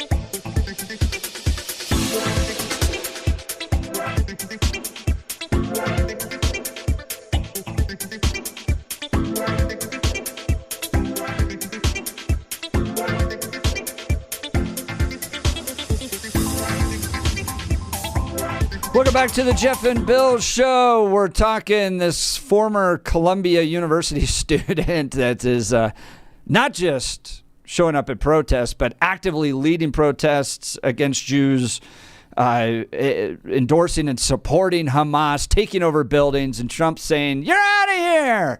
Democrats, on the other hand, going, "But what about free speech?" All right, let's go to Mary in Wyoming. Good morning, Mary. You're on the Jeff and Bill Show. Hey, good morning. Oops, hold on. I'm trying to get off a speaker. There we go. Oh, thank you. There, are you still there? Yeah, we got you. Okay. For me, the difference between January 6th and this gentleman here, not even a gentleman, this terrorist and what he did, is intent. January 6th, I mean, I wanted to go on January 6th and it wasn't to protest. And that's all I wanted to do. I did not have a gun or a pitchfork. I was not going there to take over the government if we did not put Trump in. I wanted to protest. That's all. And that was the majority of the people on January 6th who got terrible sentences. Yes, you have the ones who had guns were a minority. So in other words, I always resent, Billy, how you present the thing like the majority of us went there to take over the government. We didn't. We went there to protest. Well, that is reasonable and fair, and I understand. And sometimes I acknowledge I am too broad in how I describe it. Sometimes I do it for effect. Sometimes, honestly, just intellectual laziness. I'm just trying to be 100% here with everyone listening. But where I'm focusing on this specific example are on the Oath Keepers and the Proud Boys, the guys that did have intent to overthrow the government. They were convicted of seditious, but they were pardoned. And that's what I'm having a hard time. Punished I know, but too. hang on. But what I'm looking at is the difficulty in squaring the circle with an administration that views that group of people that had an active plan to overthrow the government and tried to execute it on January 6th versus this guy who is protesting and broke into buildings and is, in my mind, supporting terrorists. I think that both are wrong. And the problem I'm trying to square in my mind is this administration seems to think that, well, as long as you're a supporter of the administration, those crimes are excused. That's where I'm having this cognitive dissonance is I see a lack of consistency in the reasoning behind why the Palestinian guy needs to leave the country, but the Oath Keepers and the Proud Boys get to walk around free. They're citizens, and there is a difference. We should have more, what the word I would say, as a citizen, we should have more than a foreigner with a green card coming over here. But why can't they both be in prison? That's what I can't figure out. I'm perfectly happy throwing the guy out. Proud Boys were in prison. We're not even talking about putting this guy in prison. No, but I'm Former okay with Columbia both of them. University is, but you really, I would, though. You'd put him in prison. Yeah, I would put him in prison, but I'm okay with deporting him. I'm okay with that too. Yeah. The issue that I have is the people convicted of seditious conspiracy being pardoned. That's where this fails for me. Is all of the reasons and examples given for the reason the Palestinian guy has to go fails when we bring up the Oath Keepers and the Proud Boys, because they did things in my mind that are worse. worse. To Mary's point, there was a form of punishment. Group. Yeah, I mean, they didn't avoid punishment. They went, and some of them for years. So I'm just saying, I have a problem that as an average person that you talk about would bring that up. That's not true. I think the average person we can justify. But the administration, Mary, I understand, but the administration said you are excused from the rest of your punishment. Some of them had lengthy, over decades. And they only served a couple of years not because they were paroled based on good behavior or anything else, because of the reasoning from the Oval Office. The same Oval Office that wants to deport the guy that absolutely was incorrect in his protests and his violence and intimidation of students at Columbia University. The problem I don't have is consistency. You know why I can do that? It's because I watched the paroles that the previous office, White Office, office, what they did, and I'm looking at. Look who they pardoned, but we can go back to Trump's administration. We can go back to Obama's administration, Clinton's. Oh, I understand that, I'm going back to this administration, and I'm saying if this guy and what he did at Columbia University is so bad that he has to be taken out of the country, which I agree with. Why let the seditious conspiracy people out of jail? I don't get it. Well, it was done, and I'm sorry. It wasn't done. They didn't fulfill their prison term, and they were pardoned. That was part of the equation. Yeah, but the pardon was how long was it? But the pardon, I'm sorry, a couple of years for trying to overthrow the government. Please, Come on. When we argue about what's happening to Tina Peters in Mesa. Except, I guess what I'm saying, I don't think that it was, in other words, I don't believe what was presented as evidence. Yeah. And just like the ones that were exactly it. Yeah, I think that's part of Trump's reasoning. And I think the average majority of the people, I think that the majority of the people who voted for Trump feel the same way. Yeah. I really think that we all got a really bad deal on that and how it was done. Yeah, and that's exactly, thank you for the call, Mayor. That's exactly the point that I'm trying to make on this one. That with the idea of the Oath Keepers and the Proud Boys, because we feel and we were supportive of what they were doing and who they were behind, that we will excuse the fact that they were indicted by a grand jury, found guilty in a court, and were allowed to present a defense. Somehow that was being railroaded because of what we think happened. But they had to have proof inside a court, and they proved this was an organized effort to overthrow the government, and those guys were convicted. But that's just washed away by this administration, yet we hold this guy accountable for the protests at Columbia. That is cognitive dissonance, and I see no consistency, and I have a problem respecting either decision because those decisions, in my mind, fight against each other. Bill, I didn't hear from Mary that she disagreed with the idea that they shouldn't have been punished. No. She said they were. She said at the very end there, she was saying that the trials were not okay. Right. There was concern about those trials and the amount of energy and effort the federal government put towards that, where the trials took place, all that stuff. I'm not talking about the people that walked in there. Yeah, I'm talking about the people that fomented a plan to overthrow the government. That's serious stuff. And now they walk serious free. Was the overthrow? Enough for them to bring. Hang on. Yeah, knives, they brought weapons. Yes, they had weapons, and they had. Yes, they did. They had weapons, and they had a stash afterwards. Yes, they did. They had a stash that was stationed just outside the city as well because they were looking for stage 2. Yes, that was all proven. Who planted the bombs? I don't think that's relevant necessarily here because we're talking about the activity here. You want to talk about who planted the bombs? I don't know, but I don't think that's necessarily relevant to whether or not the Oath Keepers and the Proud Boys fomented a plan to overthrow the government, which was proven in court. I understand that because of that, we want to pardon them, we want to excuse it, because now we have conditionally decided what courts we trust based on the outcomes we want to see.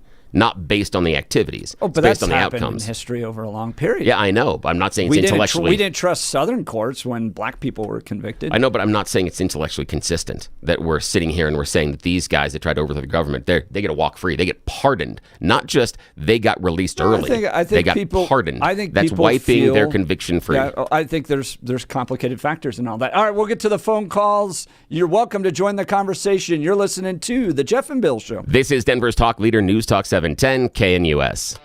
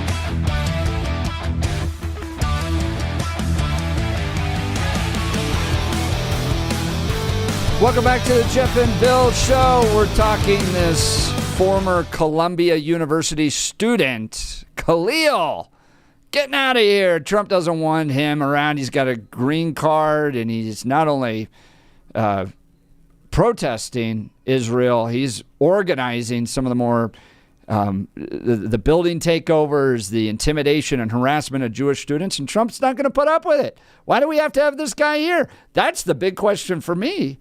Is, we get to pick and choose who comes into this country, and this kind of feel-good Statue of Liberty, Ellis Island, 10 million, come across the border, everyone's welcome, and not doing any type of common sense vetting and putting up with these guys that are harassing and intimidating who I consider some of the finest people we have in America, Jewish students. Goodness gracious. Get him out of here. There's no reason he needs to be here anymore. Let's go to the phone lines. Joel Littleton. Good morning, Joel. You're on the Jeff and Bill Show. Good morning. Good morning. You guys are looking good. Oh, that's a mistake. At least I got the right filter on me today. Already, Joel. Hey, people are eating. We all look good, just sometimes better than others. Oh, yes. I feel you. What's on your mind? Times, okay. I agree with Mary, but the Proud Boys and whatever you call them, a blanket pardon was wrong. Now, some of them deserved more time or the time they got, but they accused everybody and punished everybody that was there, or most of the people that were there on the January 6th. Now, Trump's going after the one leader. He's not going after all the people that this guy convinced to help take over these other classrooms and other things. He's getting rid of the one source.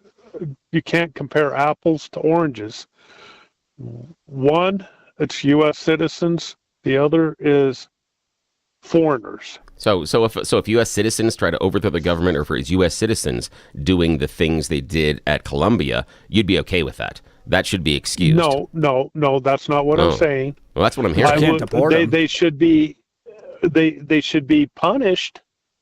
Yes, but Trump's not throwing the people in jail for what this guy's trying to get him to go after. Joel, hate to cut you off. We're running out of time. Point. That's a great point, though. Thank you. You're listening to Jeff and Bill. KNUS.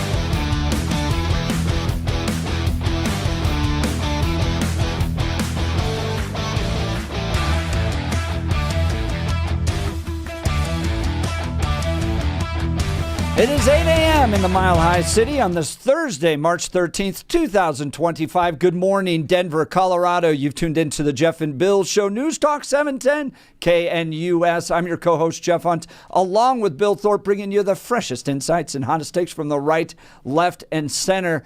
Congratulations. You're heading to work in the greatest country in history. We're kicking it off. We got a whole hour planned for you. A great conversation with Chief Paul Pazin.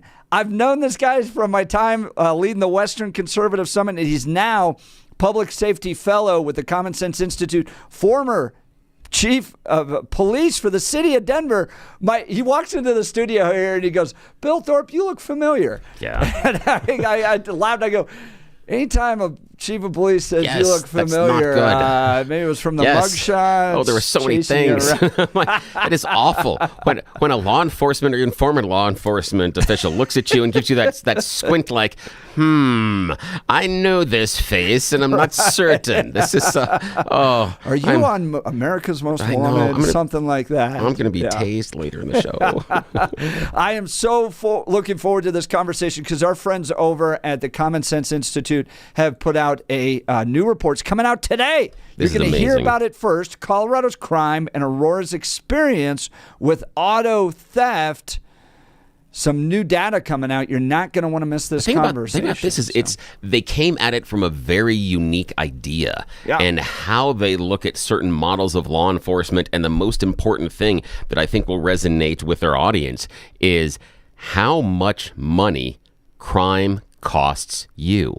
That's really, for me, the bottom line takeaway is when certain crimes are allowed to exist inside a community, what that means, not only on personal safety, but when we talk about stretched budgets and certain cities being underwater and the state being underwater, and then you look at the dollar impact of what crime means to your community, I think that will resonate with everybody in the audience because, strangely enough, when you have higher crime rates, it's more expensive.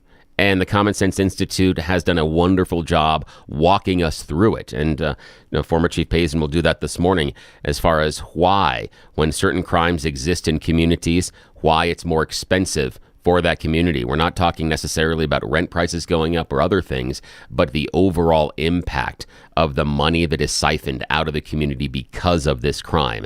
And that should mean a lot to everybody listening this morning. Well, and you're going to see on camera, too, the dude looks like Will Smith out of Bad Boys. I know. The way he's dressed, man. I think he walked in here with, clean white shoes. How do you keep your shoes white and clean? Looks like a movie star we got here. I just am like, all right, wow. Let's now check in with Blake Olson. Blake Olson. Blake Olson, news and comment. 36 and partly cloudy in Denver. Thursday morning, expecting a high of 64 today. The 7-10 5-day forecast is coming up. Our top story, U.S. officials are headed to Moscow to talk ceasefire with Ukraine. Ukraine agreed to a 30-day ceasefire in its fight against Russia. This needs to end yesterday. But the EU, NATO, globalist warmongers love it, and they want to keep this thing going. So in D.C. today, NATO Secretary General Mark Rutte is scheduled to visit the White House to discuss a possible ceasefire. In England, the people are talking and loving this man, Rupert Lowe. DJT is impacting the world. I want the British government to put the British people at the top of the agenda. Yeah! We should make no apologies for that. Learn from Trump. Let's be unapologetically patriotic. Slash tax across the board. Enforce the border. Deport those with no right to be here. Accept biological reality. Fight back against wokery. Bulldoze nonsensical foreign aid. Eradicate DEI. Deliver sensible infrastructure. Carpet bomb public sector waste. Brutally crack down on crime. And plenty more. Let's make Great Britain great again. Thank you. Mega. Make England great again. All of the remaining illegals at Guantanamo Bay have been sent back to the U.S. A Defense Department official said Wednesday that 40 men being held at the naval base in Cuba have been flown to an ICE facility in Louisiana where they will await deportation. My source, Jeff, said that it has to do with legal mumbo jumbo. Those are my words. Michelle Obama has a new podcast with her brother Craig Robinson. This thing is profound. I mean, it is dynamic. We started talking about this at the outset, why we're doing this show. You know, post White House and writing the books and doing book tours, speaking at leadership conferences, things you do as a coach, you realize that what we have, even in our lack of resources, in our household growing up, we had people who would share their opinions, give us advice. We had mentors, and we were used to mentoring and being mentored. And I realize that a lot of people don't have that. They don't have a safe place to come sometimes, right, where they feel comfortable being vulnerable and asking hard questions, or they don't have people in their lives they trust. Oh, thank God she is doing that. She's going to help so many people. A suspect in Elbert County is dead after he barricaded himself inside a trailer last night and ignored law enforcement officers' commands. Elbert County Sheriff's Office received a domestic violence call near County Road 77. When they arrived, the suspect was in a trailer armed with a handgun. He refused to obey requests to put the gun down, so deputies struck him with less lethal rounds, and then he went back into the trailer. This went on for hours, over an hour. He wouldn't exit. They shot pepper balls inside. At that time, he fired at least 2 rounds at deputies. They returned fire. After SWAT entered, he was pronounced dead. He has not been identified. A Connecticut woman is being accused of holding her stepson prisoner for 20 years with very little food and water. Kimberly Sullivan was taken into custody on Tuesday and faced a judge in Waterbury. Her 31-year-old stepson weighed only 68 pounds when he escaped his room by setting fire to it. Wow, incredible. 4 days ago, InfoWars reporter Jamie White was murdered after trying to stop his car from being broken into in Austin. Then another anchor reporter was swatted twice Tuesday, and then a credible high-level intelligence source said that the deep state, who hates Alex Jones, was caught discussing the assassination of Jones and other Trump supporters. General Mike Flynn. These people have got to understand that are out there doing this, and if you're a part of it, you're going to be exposed, and you're already starting to get exposed because as I'm prone to say, arrogance will be their downfall. And many of these people that we're talking about have big egos. They're very arrogant, and they think that they can do whatever they want to do. All those days are over. And this morning, independent journalist Nick Sorter says his dad and sister were swatted last night. He's uncovered a lot of corruption in recent years. College basketball last night, UNC falls to Montana in the Big Sky Conference Championship game. But they have a chance to play in the NIT. We'll see if they get an invitation in that tournament. CU upsets West Virginia in the Big 12 tournament, and they try to knock off Houston today at 1 o'clock. CSU, the Rams, tip off Mountain West Conference tournament play tonight at 7 o'clock. NBA, the T-Wolves beat the Nuggets last night in lower downtown Denver. 34 in Aurora, 32 in Golden, 36 in Denver. Jeff and Billy continue.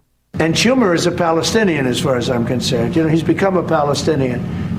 He used to be Jewish. He's not Jewish anymore. He's a Palestinian. Okay. Who just doesn't hold back. He doesn't.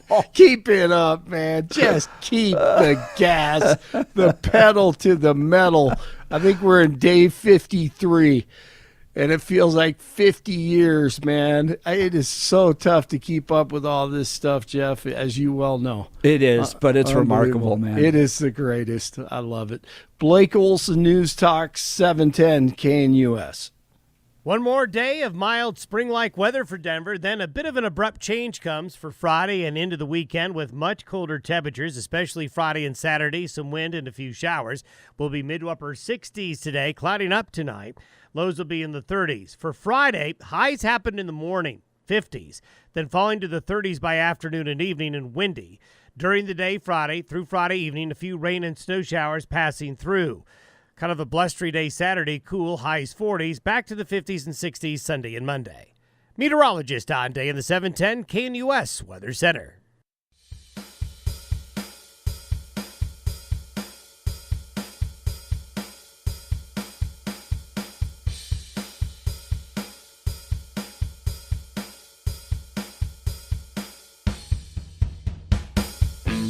He's live in studio. Chief Paul Pazin, former chief of the police for the city of Denver, now a public safety fellow with the Common Sense Institute. He's going to join us here in just a second. I want to talk to you about our friends over at the Black Eyed Pea of Colorado. I've eaten there 3 times this week already. Locally owned and operated by Steve and Michelle. I love this restaurant with 8 locations. There's sure to be one near you. When's the last time you took your family to eat at the Black Eyed Pea? All right, they got some great stuff coming up. Starting this weekend, I'm going to take the family back to Black Eyed Pea. It's St. Patrick's Day.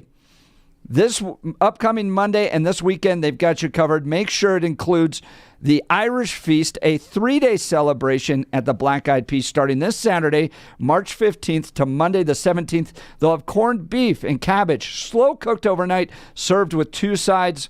Those sides always so fresh, like glazed carrots and corn and mashed potatoes, such good sides. Or you can order the traditional pork bangers and mashed potatoes.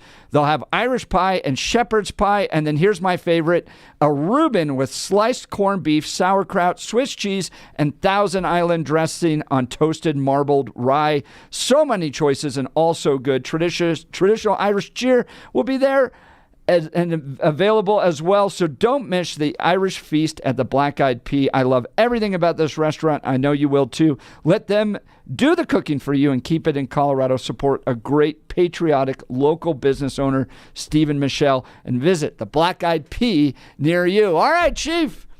I have not seen you since our days at the Western Conservative Summit. We hosted this in the city of Denver, and safety was always our top priority, right? Lots of protesters, big names coming in. We had President Trump one year, big protests around that, and we coordinated with your office. Your team was always so professional.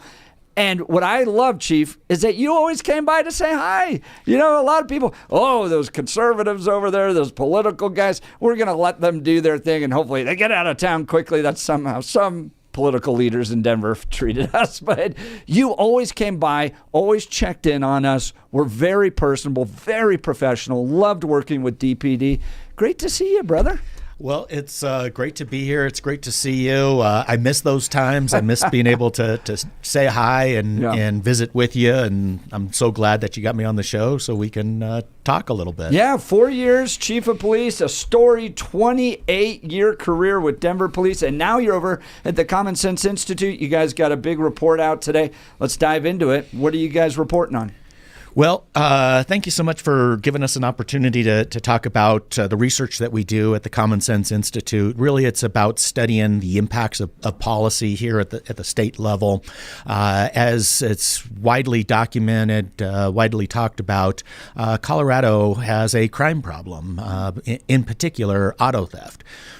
We have led the country in auto thefts per capita. Number one, that's dropping a little bit, but we really think that studying some of the policy changes, some of the city ordinances and state laws, we can dissect what's working and what's not working. And real early on, it's evident that when you're number one in the country for auto thefts, that's a problem.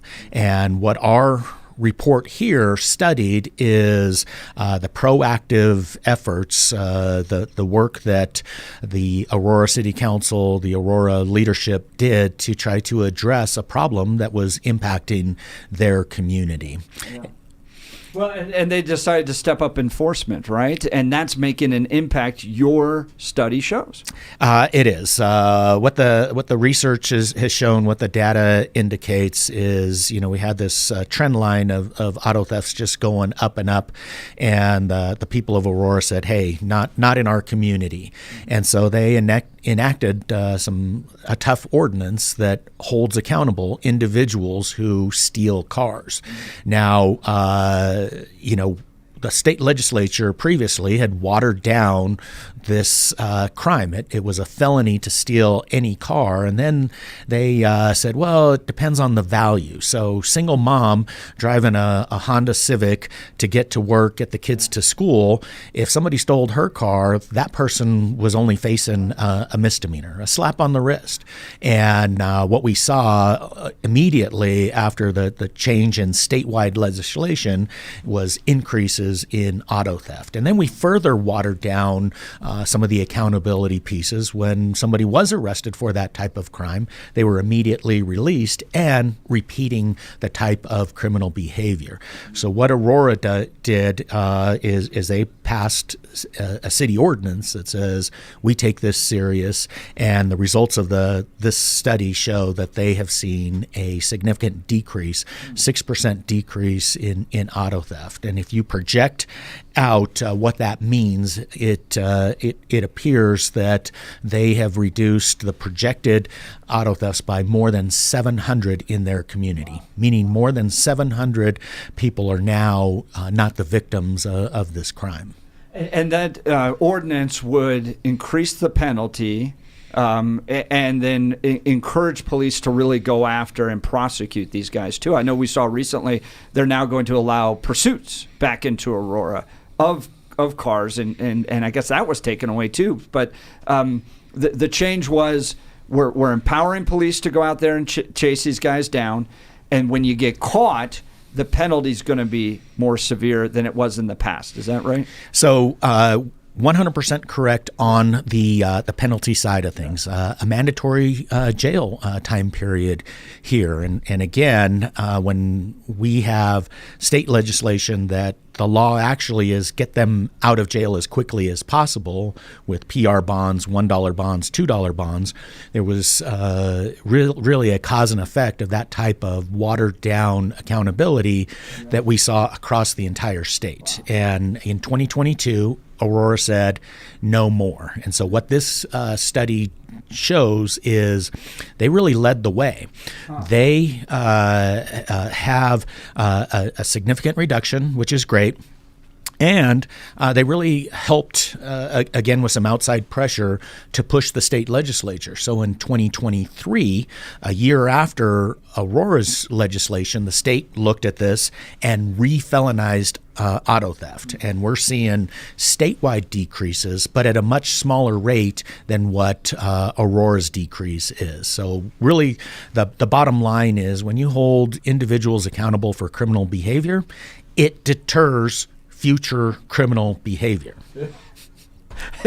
I mean, it's to anybody with kids, they get that, but some of our lawmakers seem to have forgotten that over the years. We're talking with former chief of police for the city of Denver, Paul Pazin, storied career, 28 years, 4 years as chief. He's now with the Common Sense Institute. Now, this is timely because from what I understand, happening down at the Colorado State Capitol is an effort to maybe take away some of the local discretion when it comes to ordinances like this. They kind of want to make things uniform across the state.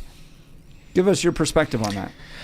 Well, again, this is very fortunate that the study looked at the data, the impacts of this ordinance in Aurora. Is it working or is it not working? And I think that the study speaks for itself. It is working. They are seeing greater reductions than the other parts of the state of Colorado. And really, they pushed the state legislature. They helped push the state legislature to say stealing a car is a big deal. Not only does it impact this family, the person that's just trying to get by, but often those stolen cars lead to other serious crime behaviors. And if you address this major crime, you can also reduce additional crimes as a result. And then there's also a cost effectiveness of doing this. Each auto theft, the direct and indirect costs of an auto theft are just under $20,000, direct costs of just under $15,000. So there is an economic cost to this. Now, there are conversations in the state legislature that don't like these types of ordinances, that are saying, hey, you cannot have a city ordinance that is more punitive than state statutes. And, one that speaks to local control for sure. When does a community get to stand up and say, not in our neighborhoods? We do not tolerate this, for one. But two, I think that, really since 2018, we see a complete watering down of the criminal justice system, the state laws, whether it be fentanyl, methamphetamine, cocaine, heroin, defelonizing serious drugs, reducing penalties, defelonizing auto theft, as we talked about, the decategorization of many of the misdemeanor crimes. It actually created an environment that helped contribute to the dramatic spikes in crime in Colorado. Wow. And I want people to understand that what the former chief of police of the city of Denver, now a fellow at the Common Sense Institute, is saying is that a lot of those progressive policies, soft on crime, led to an increase in overall crime. But now there's an effort down at the state capitol to take away local control. And I want to give a very specific example of this. The guy who sat in this seat for many years, George Brockler, right? George is now DA of Judicial District 23, held a great press conference, goes, not in our community, holds up a map. You want to commit a crime? Here's the road to drive around our community. His ability to do that would be stripped away by this law, proposed law down at the state capitol to take away local control. I mean, George is going to have to abide by Phil Weiser ideas. So, I mean, this is a real issue. Do you know where this law is in process? I don't know specifically where this is. I do know that there's actually two bills that kind of go down this path, and not, exactly sure where they are, if they're in committee, if they're proposed, or where it is. But really, it shows that this research here shows that cities that want to take crime serious can help improve public safety in their communities, and places that don't, we see increases in crime. And I really think that what we've seen over the last 8 years or so is a stance to lessen accountability on individuals engaged in criminal behavior. And when you do that, you shouldn't be surprised that you have increases in crime. Now, I also want to add some context to this. Colorado used to be one of the safer states in the entire country. We had crime rates, to include auto theft, well below the national average.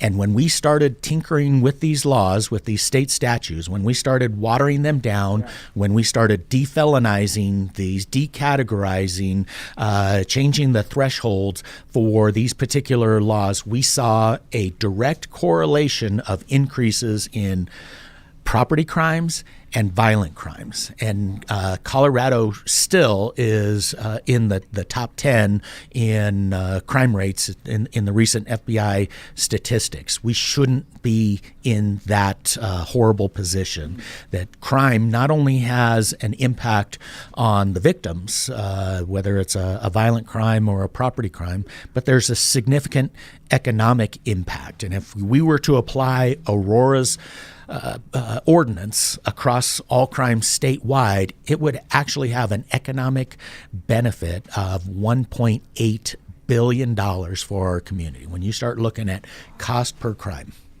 Wow. $1.8 billion. We're talking with the former chief of police of the city of Denver, Paul Payson. He's now a fellow with the Common Sense Institute. All right, I'm going to throw some theories at you, all right? And you don't have to agree with them, but these are my theories, and since I got you here, I want to test them out, okay? And I had a great conversation with DJ Summers, your head of research, great guy, about these same theories, okay? And I want to test them. You get an expert like this, you got to take advantage of it. Okay. I think that there's just a law of physics that criminals and families will not operate in the same space. If the place is so safe for families to come to, let's talk about 16th Street Mall, right? It's so safe that families are enjoying their evenings and going from restaurant to play to sporting event. Well, then there's got to be enough police there that criminals aren't there. And if criminals are operating, well, families are going to self-select out. I think it's just kind of a law of physics that you're not going to have two in the same space. So then I've come up with this. This is my, how Giuliani had the broken windows theory, that type of thing. This is Jeff Hunt's woman in a fur coat with diamond rings and pearls theory, okay? That if Mike Johnston wants to make the city of Denver an attractive place to come, right? He wants, because half the revenue for the city comes from sales tax. You need people walking around, going to restaurants, going to plays, that if he wants that to happen, he wants this big economic boom, he's got to make the city so safe that a woman in pearls and diamond rings can freely walk the 16th Street Mall, go to the restaurants, go to the plays, go to the sports. If he made that his focus, if he really doubled down on safety, then you'd see people coming back, people enjoying the city of Denver, and it would bring in revenue, all that. So, former chief of police of the city of Denver, what do you think of Jeff Hunt's woman in a fur coat with pearls and diamond rings theory for Mike Johnston to implement? Jeff, thank you. First, let me qualify this answer that the Common Sense Institute is nonpartisan. So we have to make sure that it's all about research for us and just sharing observations so that policymakers can say, wait a minute, maybe this is the wrong path to go down to. Now, if you're talking to Paul Payson, somebody that does believe that public safety is foundational. It's Maslow's hierarchy of needs, that you have to have security, safety and security. I also believe that it is government's fundamental role to keep its people safe, whether that is at the federal level, state level, or local level. So from my perspective, I 100% agree that the first order of priority should be public safety, public safety, public safety. And this report backs that up, that there are economic impacts that are directly tied when you have disorder and crime. And each, we have a national model that we apply here on our reports, the cost of crime. Each murder impacts a community by more than $10 million. So it's not only the loss of life, the response, the prosecution, the adjudication, the incarceration, the medical costs associated with the crime itself, but it's also the fear of crime. And fear of crime drives behavior as much as the crime itself. And so public safety should be the number one priority for every city, county, state, jurisdiction out there, that we have to make sure that the people that we serve in our communities are safe, whether they wear fur coats or Eddie Bauer jackets. Right. It doesn't matter. They deserve to be safe in their community. Yeah. That's the fear of crime. Fascinating. I had not thought about that. That is a very important component. We're talking with Chief Paul Payson, former chief of the police for the city of Denver, now a fellow with the Common Sense Institute. Bill, you got questions for the chief? Maybe legal questions about the predicament you're in? No.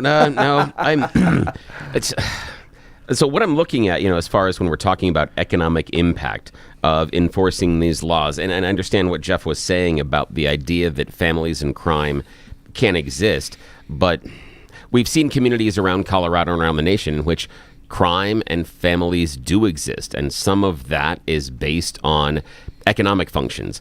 Some of those families can't afford to move out of those areas. You can go into, certain areas of LA, as far as Compton jumps up, first and foremost. And there are certain areas inside of Denver that have more crime issues, and they still have families there. And there are people trying to raise those families. So I'm not certain about the ideas of crime and families not being able to exist together, because the woman in the fur coat has choices. There are other people that not necessarily even wearing the Eddie Bauer jacket. Someone that's just wearing a members only jacket that they've gotten from Goodwill that was popular in the 80s, and that's still what they've got, and that's what the family has. Or they're wearing their brother's hand-me-down hoodie, from the Chicago Bulls when they were winning. Then that they don't have the same economic choices that the woman who has the diamonds and the fur coat has at that time. But what I want to focus on is, how do we effectively attack the crime rates in those higher crime areas and situations? Strategically, what is the way that we need to be focusing on those higher crime instances so those families that Jeff talks about can feel safer? And what is the major barrier that you feel is preventing that from happening? Bill, thank you very much. I really appreciate your perspective on this. And really, it doesn't matter what part of the community that people live, they all deserve to be safe, whether it's an affluent area or a disadvantaged area. And ultimately, we all want the same thing. We all want a community where we can raise our kids, raise our family, that we don't have to go into our home, lock ourselves in because we are so afraid to go outside. And that doesn't matter where that is throughout our state. People deserve to be safe. It goes right back to the fundamental duty of government itself is to keep all of its community members safe, regardless of their economic status. And, that was something that we worked tirelessly, that it didn't matter where somebody lived, that it didn't matter what type of car they drove. I mean, it speaks right to the report. If you have single mom driving the Honda Civic to get to work and get the kids to school, that is a huge part of that ability to help that family move forward.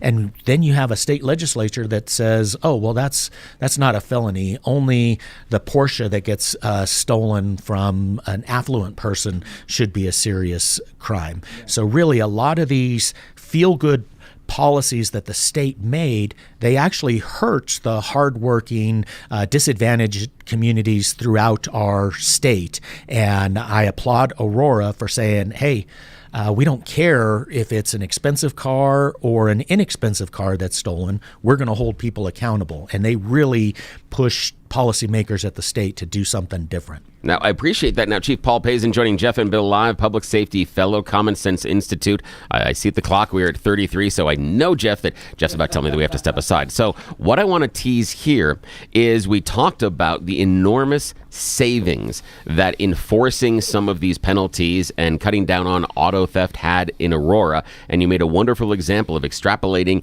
if the rest of the state would follow the same model as Aurora on enforcing and changing some of the punishments related to auto theft. What I want you to address when we get back, Paul Pazin, is how does spending more money in order to enforce the law end up with us actually saving money? It seems just on the first blush that it's counterintuitive, but the numbers from the Common Sense Institute bear out that spending more money on enforcement leads to greater economic growth and positive outcomes inside the community. So when we get back, I'd like you to walk us through how that happened. You're listening to The Jeff and Bill Show. This is Denver's Talk Leader, News Talk 710 KNUS.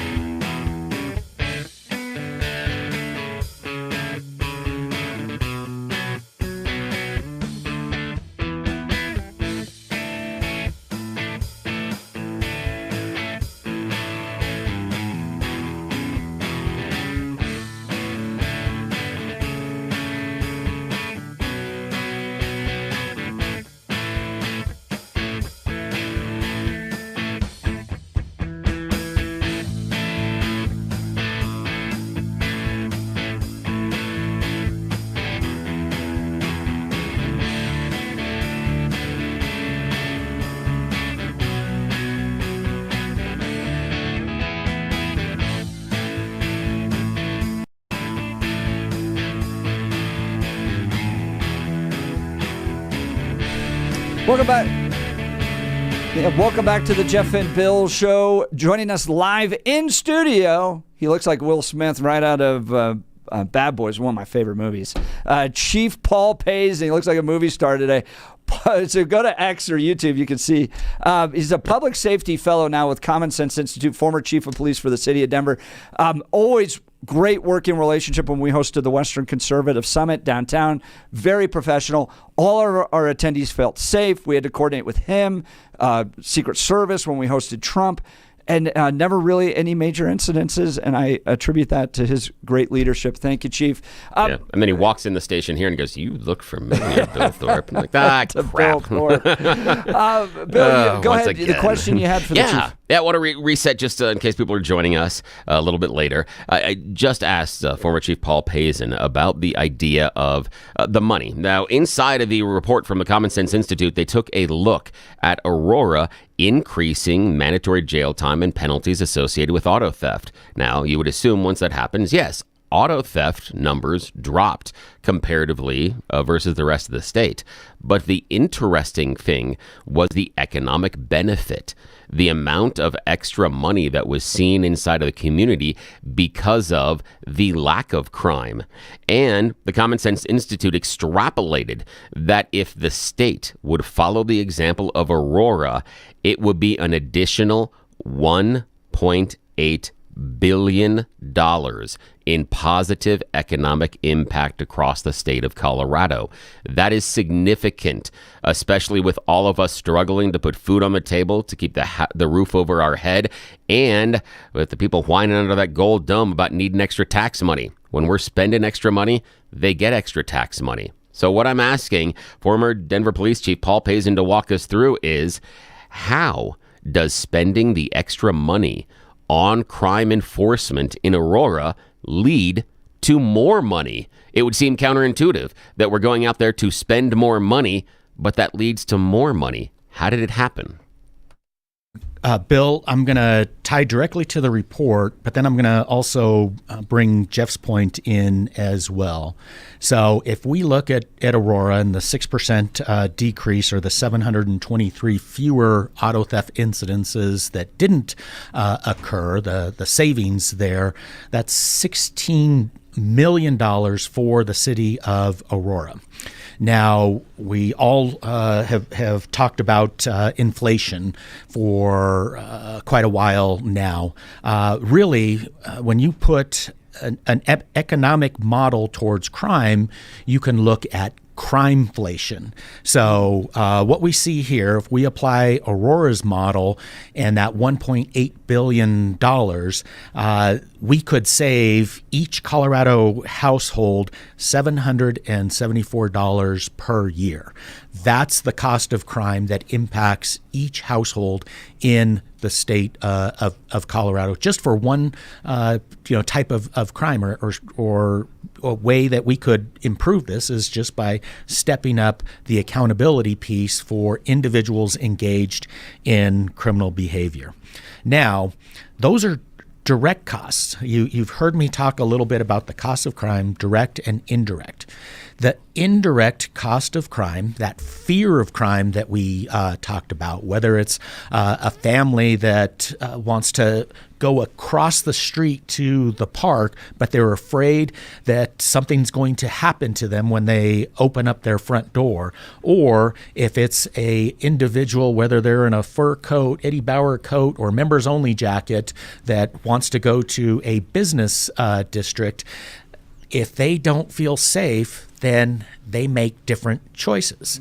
And we as a state have to realize we're in competition with other states. If people don't feel safe here, if businesses are planning to move headquarters and they have to worry about their employees being safe when we have these higher than national average crime rates, then it makes the decision for them easier to say, wait a minute, what's the crime rate in another state? What's the benefit for moving to Colorado or moving somewhere else? And we are seeing this in many places where businesses are making choices that could have a negative impact on the state itself. Ooh, shout out to the members only reference. I appreciate that one. And in many ways, you're talking about the economic principle of opportunity cost, the idea of choices that are going to be made, but also choices that are not made. And we're seeing some of the Denver businesses complaining right now about the opportunity cost of repairs and the bus lane that is going in on Colfax. In fact, Denver Mayor Mike Johnston, we're going to go down and hang out with him at a bar sometime soon because he's going to be bartending because he's trying to generate income and revenue that has been lost because of the opportunity cost of Denver taking too long to execute the repairs and implementation of the bus down there. Now, Paul Payson, I want to talk a little bit about opportunity cost and impact of things like shoplifting. Just from your opinion and what you found with the Common Sense Institute, the auto theft is somewhat of a larger lift. It's more difficult to steal a car than it is to wander into a grocery store or somewhere else and take something off the shelf. We've seen, breaking into a car and stealing it versus going in and going down the dish soap aisle, and throwing all the dish soap, or going down the healthcare aisle and throwing all the vitamins in, and then running out the door with the shopping cart. And we've seen lots of instances of that. Can we talk about some of that economic impact and the opportunity cost that is lost from things like shoplifting, some of those lower level crimes, and how, based on some of the extrapolation, that also can be a big savings to Colorado families and Colorado residents if we would just simply have stronger law enforcement around areas like that? Oh, thanks for asking this question. I almost feel like I planted it, because I actually just wrote an op-ed in the Washington Times about 4 weeks ago, specifically on shoplifting and all the negative impacts that it has on a community. And really, this is something that I could talk for hours on, so I won't bore you with all of the minute details in this. But you are exactly right with the opportunity cost for society, right? When you go into Whole Foods and you need an employee to unlock the freezer so you can get ice cream, what free society are we in? We are actually locking ourselves up. When I talked about individuals and families that are afraid to go across the street to a park, that they lock themselves in their home because of the fear of crime. They fear that they are going to be accosted, harmed, assaulted. And now this is in our grocery stores, where you have to have an employee walk you around to pick up medicine because it's all locked up. Why did we create these types of mechanisms where we as community members are not holding accountable the individuals who are shoplifting, the organized retail theft, the auto theft, and allowing for those crimes to occur, and then we just have to bear the brunt? A good friend of mine says, you are what you tolerate. Well, we have tolerated auto theft for far too long. Aurora said no, and they're having positive results. We need to apply the same concepts to these crime issues, so we, our family members, Coloradans, can thrive and not feel that they have to lock themselves up in their own homes, feel that they can go to the grocery store and pick out whatever they want to purchase, not walk out the door with. But you do that by holding individuals accountable for their criminal behavior and not holding society accountable for what individuals choose to do. That's former Denver Police Chief Paul Payson that you're listening to. He is now the Public Safety Fellow at the Common Sense Institute. I have a direct example. Just in the last 2 weeks in my life, I was in a store and I needed to get facial moisturizer for the women in my family. It was behind a lock case. I wasn't going to wait for the time for them to come over, unlock it, and then let me continue my shopping throughout the store. I waited 3 more days until I was in a different neighborhood where I know that is not behind lock and key, and I spent the money there. So the store that I was in originally lost out on the sale. It was an opportunity cost for them because not my shopping behavior, but because of the behavior of allowing criminals to wander in, and we weren't enforcing shoplifting laws. That is exactly what you're talking That line there, about. locking ourselves up, very powerful. Chief Paul Payson, former chief of police with the city of Denver, now with the Common Sense Institute. Thank you so much for taking time to join us today. The new report out, Colorado crime and Aurora's experience with auto theft. Go to commonsenseinstituteus.org. Click on the Colorado tab. You'll see it. It's right there. commonsenseinstituteus.org /. Yes, you've got to see the graphs. You've got to see these graphs. Yep. They are so impactful, looking at this direct response of when you enforce the crime, how the economy actually can increase. It's a wonderful job. You guys just knocked this out of the park. Great work. I hope you'll join us. We're going to have lots of other conversations. Really appreciate your time today, Chief. Yes, thank you. Jeff and Bill, thanks for having me. It's a pleasure to see you and appreciate the conversation. And remember, there are no pictures and you don't have videos, so you can't prove anything. You're listening to Jeff and Bill. This is Denver's Talk Leader, News Talk 710 KNUS.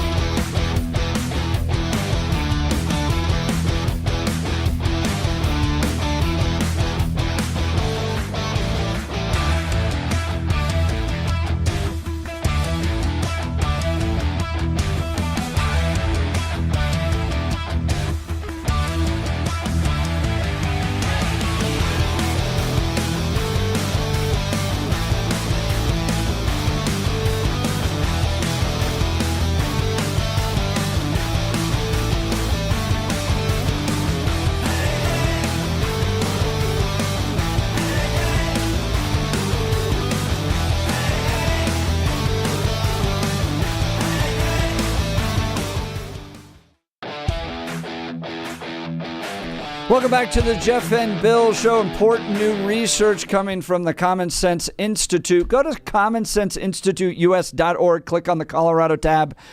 Colorado crime and Aurora's experience with auto theft. Here's why this is so important, okay? What Common Sense Institute has proven through the data is that when you increase penalties on criminals, they don't do as much crime. Now the state of Colorado wants to take that ability from localities away to do that. They want to make everything uniform. We'll continue to track this. You're listening to Jeff and Bill. 710 KNUS.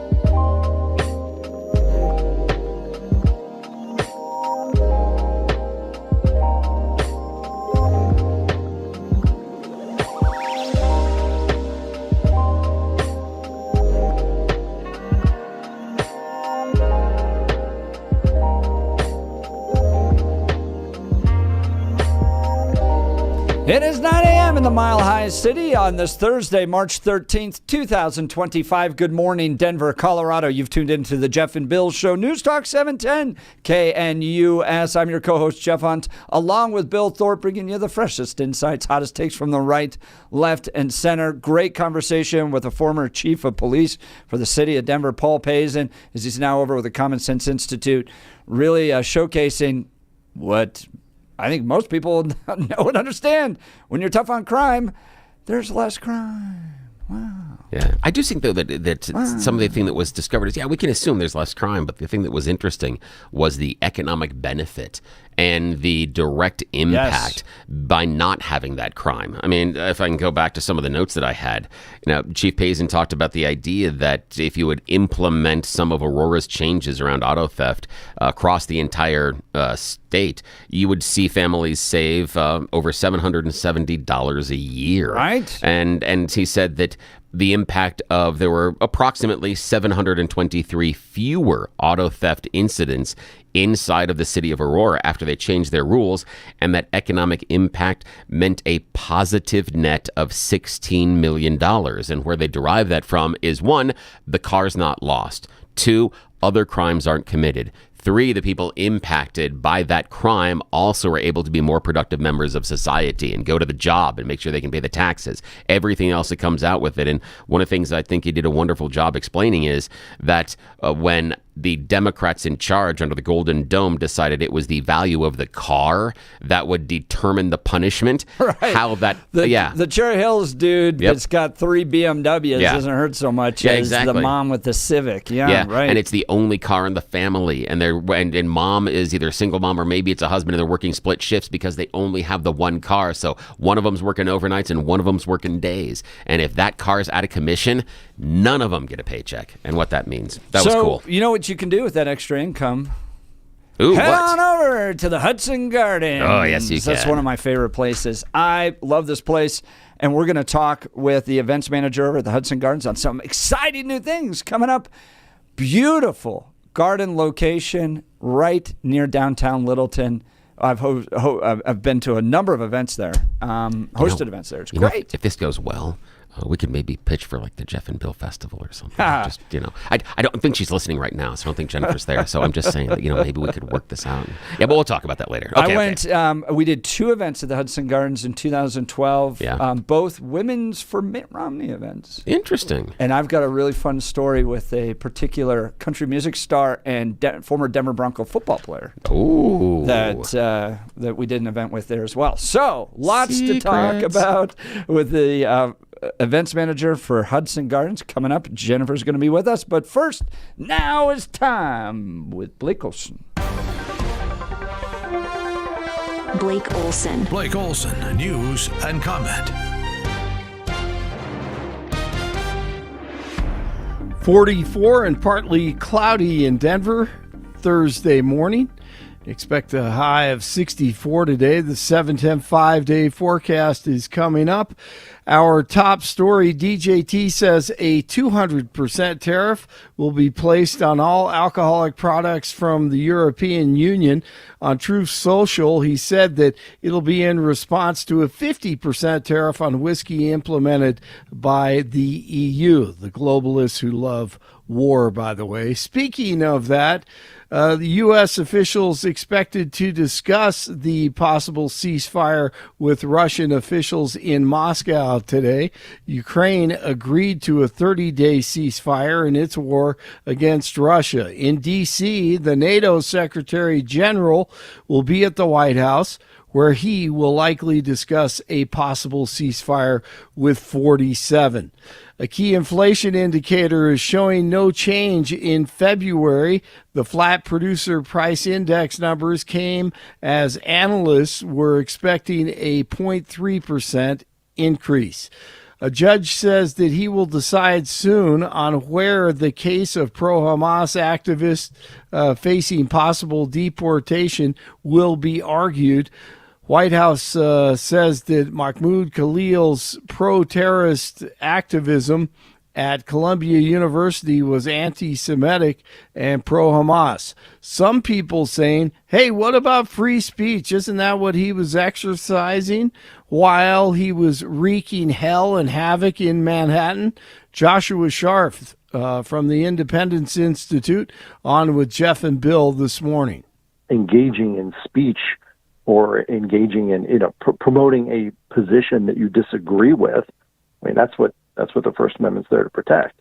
It's whether or not they're creating a situation where, as I said, Jewish students can't can't go to class, can't walk on campus because they're afraid that they're going to get attacked. That's a completely different situation. Yes, it is. A Connecticut woman is being accused of holding her stepson prisoner for 20 years with very little food or water. Kimberly Sullivan was taken into custody on Tuesday and faced a judge in Waterbury. Her 31-year-old stepson weighed only 68 pounds when he escaped his room by setting fire to it.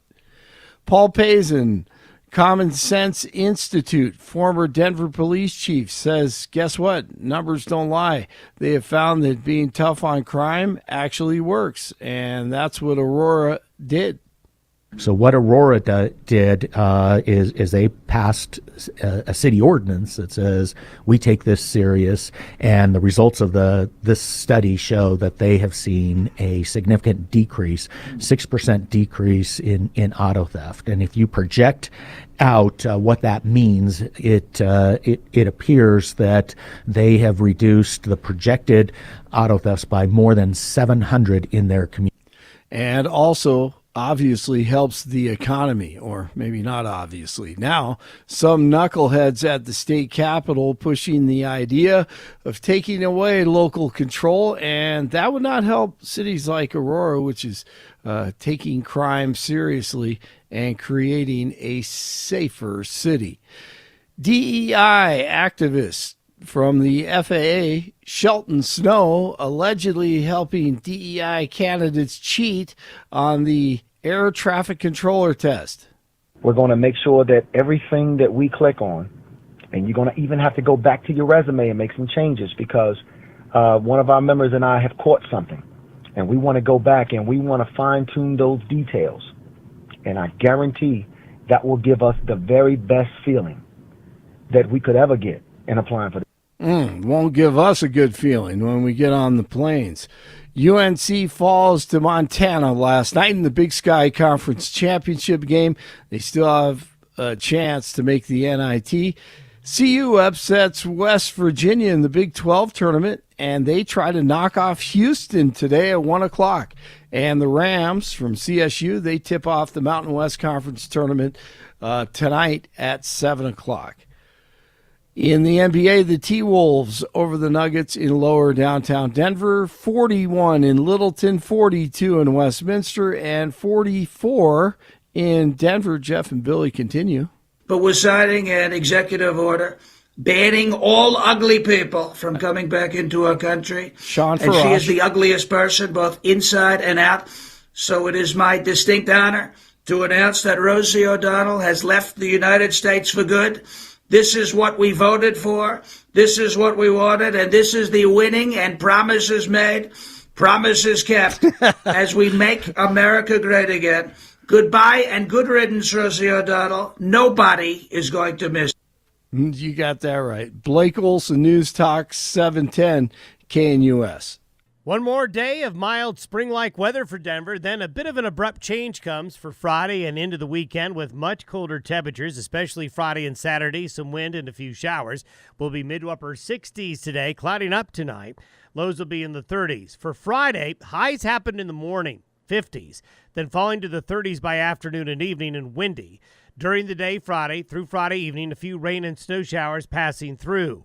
Kind of a blustery day Saturday, cool, highs 40s, back to the 50s and 60s Sunday and Monday. Meteorologist on day in the 710 KNUS Weather Center.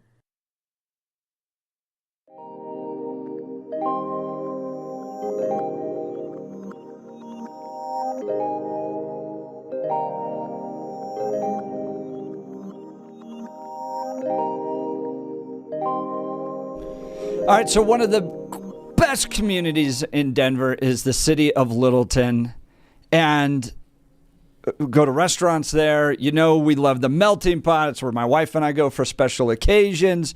And then they have these beautiful gardens there, Hudson Gardens, concert series. They've got Christmas lights. They've got beekeeping. They've got all these great things happening in Hudson Gardens. And joining us to give us an update on what is coming up what's going to be there featured in the spring, which is one of the best times, summertime. Great time to go to Hudson Gardens. Is Jennifer Reinhardt, the events manager for Hudson Gardens. Good morning, Jennifer. Thanks for joining the Jeff and Bill Show. Yeah, good morning. Good morning. Thanks for having me. So tell us, how did Hudson Gardens, or where, like the origin of it? Because it's this beautiful oasis right in the middle of, lots of activity in the city of Denver. How did it come about? Yeah, you're right. For those that don't know, it's a 30-acre property located just east of downtown Littleton. We back up to the Mary Carter and to the Platte River, and it's more than just a garden. It's there's miles of trails. There's like you said, there's an apiary for our beehives. There's art installations, and we have several event venues there. And we do have a really neat history. It was previously owned by King and Evelyn Hudson, and they love to share their property with people. And so they created, these beautiful gardens, and they had a restaurant on the property. It was called Country Kitchen, and that later became Northwoods Inn. Sometimes people remember that and talk to us about that. But they were growing some of the food for the restaurant on the property, and that's really how the Lush Gardens originated that we have today. So we now it's run by South Suburban Parks and Rec District, and it's free admission. It's open 365 days a year from sunrise to sunset. So it gives us ample time to run all of these events that you mentioned. We have large-scale community events and smaller programs like the apiary. We have the beekeeping. We have herbal education. We have gardening classes. All of those are run by our volunteers. We have a great team that will show people how to do their rose garden, water gardening. We have a veggie garden. Just a ton of things out at the property for people to check out. We have a G-gauge railroad that's really neat. And also we have the great spaces to have weddings and little private parties and that kind of thing too. We're talking with Jennifer Reinhardt, event manager for Hudson Gardens. Now, Jennifer, what I love about the Hudson Gardens is it's a place where you can go and all three generations can enjoy it, right? So your parents, your kids, it's multi-generational. So if you just want to calmly enjoy a walk together, and the toddlers can run, and your parents can have an easy walk, great place for that as well. Tell us about the importance of kind of like a multi-generational experience at Hudson Gardens. Yeah, I see that every day. We have a little coffee shop on the property, Nixon's Coffee House, and you'll see mom and grandma walking with a stroller. It's a beautiful walk every day for anybody that wants to get out. It's really important because of the history of the gardens that we are open to the community and that we're accessible to everyone. So that is a really neat aspect of it. And then let's talk a little bit about some of the upcoming events that you guys are having, especially this spring and summer. Tell us about those and why it's a great place for families to visit. Yeah, that's one of our favorite times, spring and summer, of course, because it's so beautiful. Here in a couple of weeks, we have our wedding showcase, which weddings are very popular on our property. The wedding showcase is a great opportunity for anybody hosting a wedding. And like you mentioned, we host other events, so it's a great time to come out and check out.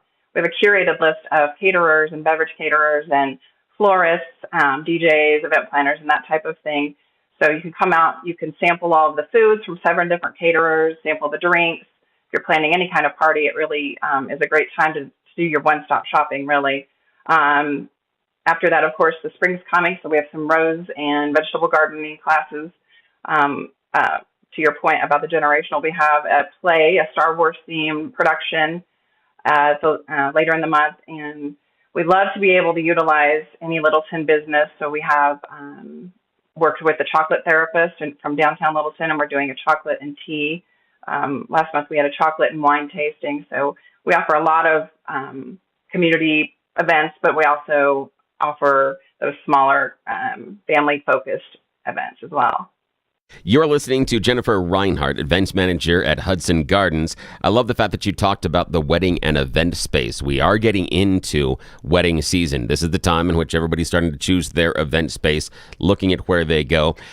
Talk to us about what event space is available for something like a wedding, a family reunion. What spaces are available inside the garden? What sort of, I would say, setting does the Hudson Gardens, offer people? Because what I'm asking is basically, we see lots of very pretty parks in other areas. People talk about going and taking, even engagement pictures down at the Denver Botanic Gardens. But I think the Hudson Gardens are often forgotten as a wonderful opportunity. One of my children went and took some prom pictures there with the whole group at Hudson Gardens because of the free entry. That was part of the thing that was so cool. So can you talk to us about that wedding and event space? Someone that is looking to hold a special event, what does Hudson Gardens offer? That is a great point. We are different in that we do have indoor and outdoor space. So with Colorado's ever-changing climate, that's sometimes very necessary. We have an opportunity to have your wedding ceremony, for example, in Monet's place, which is a beautiful tribute to the Monet. And then you could host your reception in the pavilion, which is a tent. But we also have, like I mentioned, the historic log cabin, the inn, which is just an ambiance, right? When you walk in, it just takes you back in history. And then we have a more modern venue called the Bloom Room, which is a lot of garage doors that you can open up and still partake in the nature, but be inside away from the weather. So really those opportunities are there throughout the entire year, but especially in the spring and summer, very beautiful to have part of your event outdoor and then move indoor towards the end of the evening when it gets a little chillier. Now, Jennifer Reinhardt, event manager at Hudson Gardens. Now, while Hudson Gardens doesn't necessarily offer catering, there are a list of caterers that you do work with that have worked there before that that can come out. And you just mentioned a few minutes ago an opportunity for couples that are exploring maybe their wedding plans to come out and do an event in which they get to sample some of these different caterers. I want you to walk through when that event is happening again, and also maybe just if you could highlight a couple of the caterers. And what I like about this is, one, the caterers know the space. The caterers know the setup, which is going to be a huge advantage when you're executing something large like a wedding. But also, more importantly, you're not tied into a single caterer. You're allowed to shop based on what you think of those caterers, what they're going to deliver, and most importantly in this time, the economic price tag attached. You're able to find the caterer that can fit your time, your budget, and your vision for your special day. Can you talk to us about the special event that you're coming up where people can actually sample some of the caterers' works and what they do, and maybe even highlight a couple of the caterers that might be there? Sure. Yes, the event is on March 30th, and we have 7 vetted caterers that, like you said, that the caterers are super important, especially on a wedding day. There's so many things that come into play, and the caterers make that, along with your event planner, but they make that day very seamless, very elevated experience. You don't have to worry about a thing. I hate to mention, they're all amazing. We worked recently with Modern Catering. They came on a little spot with us for our Mardi Gras events. We work often with Wilo and Epicure. They're a Littleton located business as well. Three Tomatoes. There are a variety of budgets, so we wanted to be able to offer brides just choices. Yeah. Now, I also want to talk to you about what about setup as far as if I'm looking at hosting a wedding or a large event, maybe it's a family reunion, maybe it's just a smaller birthday. We've got someone celebrating a momentous event. Maybe it's a grandfather, grandmother that's going to reach one of those. Or maybe it's something where grandma and grandpa or parents are celebrating a momentous wedding anniversary. It's their 50th anniversary. What do we do? Do you guys provide the tables, the chairs, the linens, or is that something that we contract through with the caterers as well? We do provide the tables and chairs for every event. What we don't have on site is someone to set up for you. So that's where the catering company comes in. But we recently started to try and fit all those budgets. So if it is just a birthday party, sometimes the catering can outprice you. So we do have a company that will come in and set up for you, and you are able to bring it to have that set up for a smaller fee. and bring in your own food. But those would be for your smaller events, birthday parties, and that way you don't have to set up the tables and chairs. Someone does that for you. We are talking to Jennifer Reinhardt, the event manager at Hudson Gardens. My biggest experience at Hudson Gardens have been the concerts, and we'll get to that in just a bit. But I do think it's very important for people to understand that there is this wonderful open space that also has some indoor space that can be perfect for your event that you have planned for your family, whether it's going to be a wedding, an anniversary, a special celebration. Because one thing they've got, parking. Lots of parking. It's really easy to get in and out of Hudson Gardens. The parking is fantastic, and navigating in and out of the space is wonderful. And again, as Jennifer has outlined, you have a variety of caterers. They provide tables and chairs. Okay, you've done these big parties, people, our audience. That's a huge thing that you can take off your list. You don't have to worry about renting that. It's provided when you have the space. Also, you have a variety of different caterers, so you can find something that is perfect for your vision and also perfect for your budget. Now, a minute ago, Jennifer, you mentioned Star Wars theme production. A middle school Billy perked up and said, Star Wars? Star Wars? So tell me, what sort of Star Wars themed production? What is happening? What's going on, and when is it? And how do I get a T-shirt? The date is on the website. I don't know that one offhand. I'm sorry. I'll find it. No worries. Production. Sorry, the Audacious Theater will come in and do a show. It'll be interactive, and it's for all ages, so not just children. You're welcome to come too. Yay! Also, one of the things that people do is you guys have a fantastic concert space. I've done a number of stage announcements. I've been there as a fan as well. Can you talk to our audience about the concert space that is very unique inside of Hudson Gardens?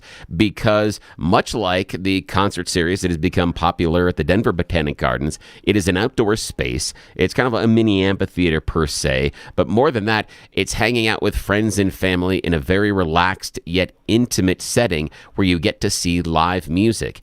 And it's different than walking into one of the larger concert venues. And while Red Rocks is spectacular, one of the best concert venues on the planet, there's something really cool when it's a show that only has a few hundred people sitting there watching it. It's true. Music is a great connector.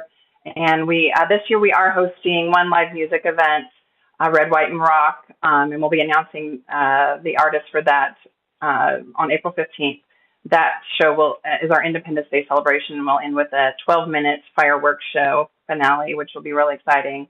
And yes, the beauty of the gardens and it's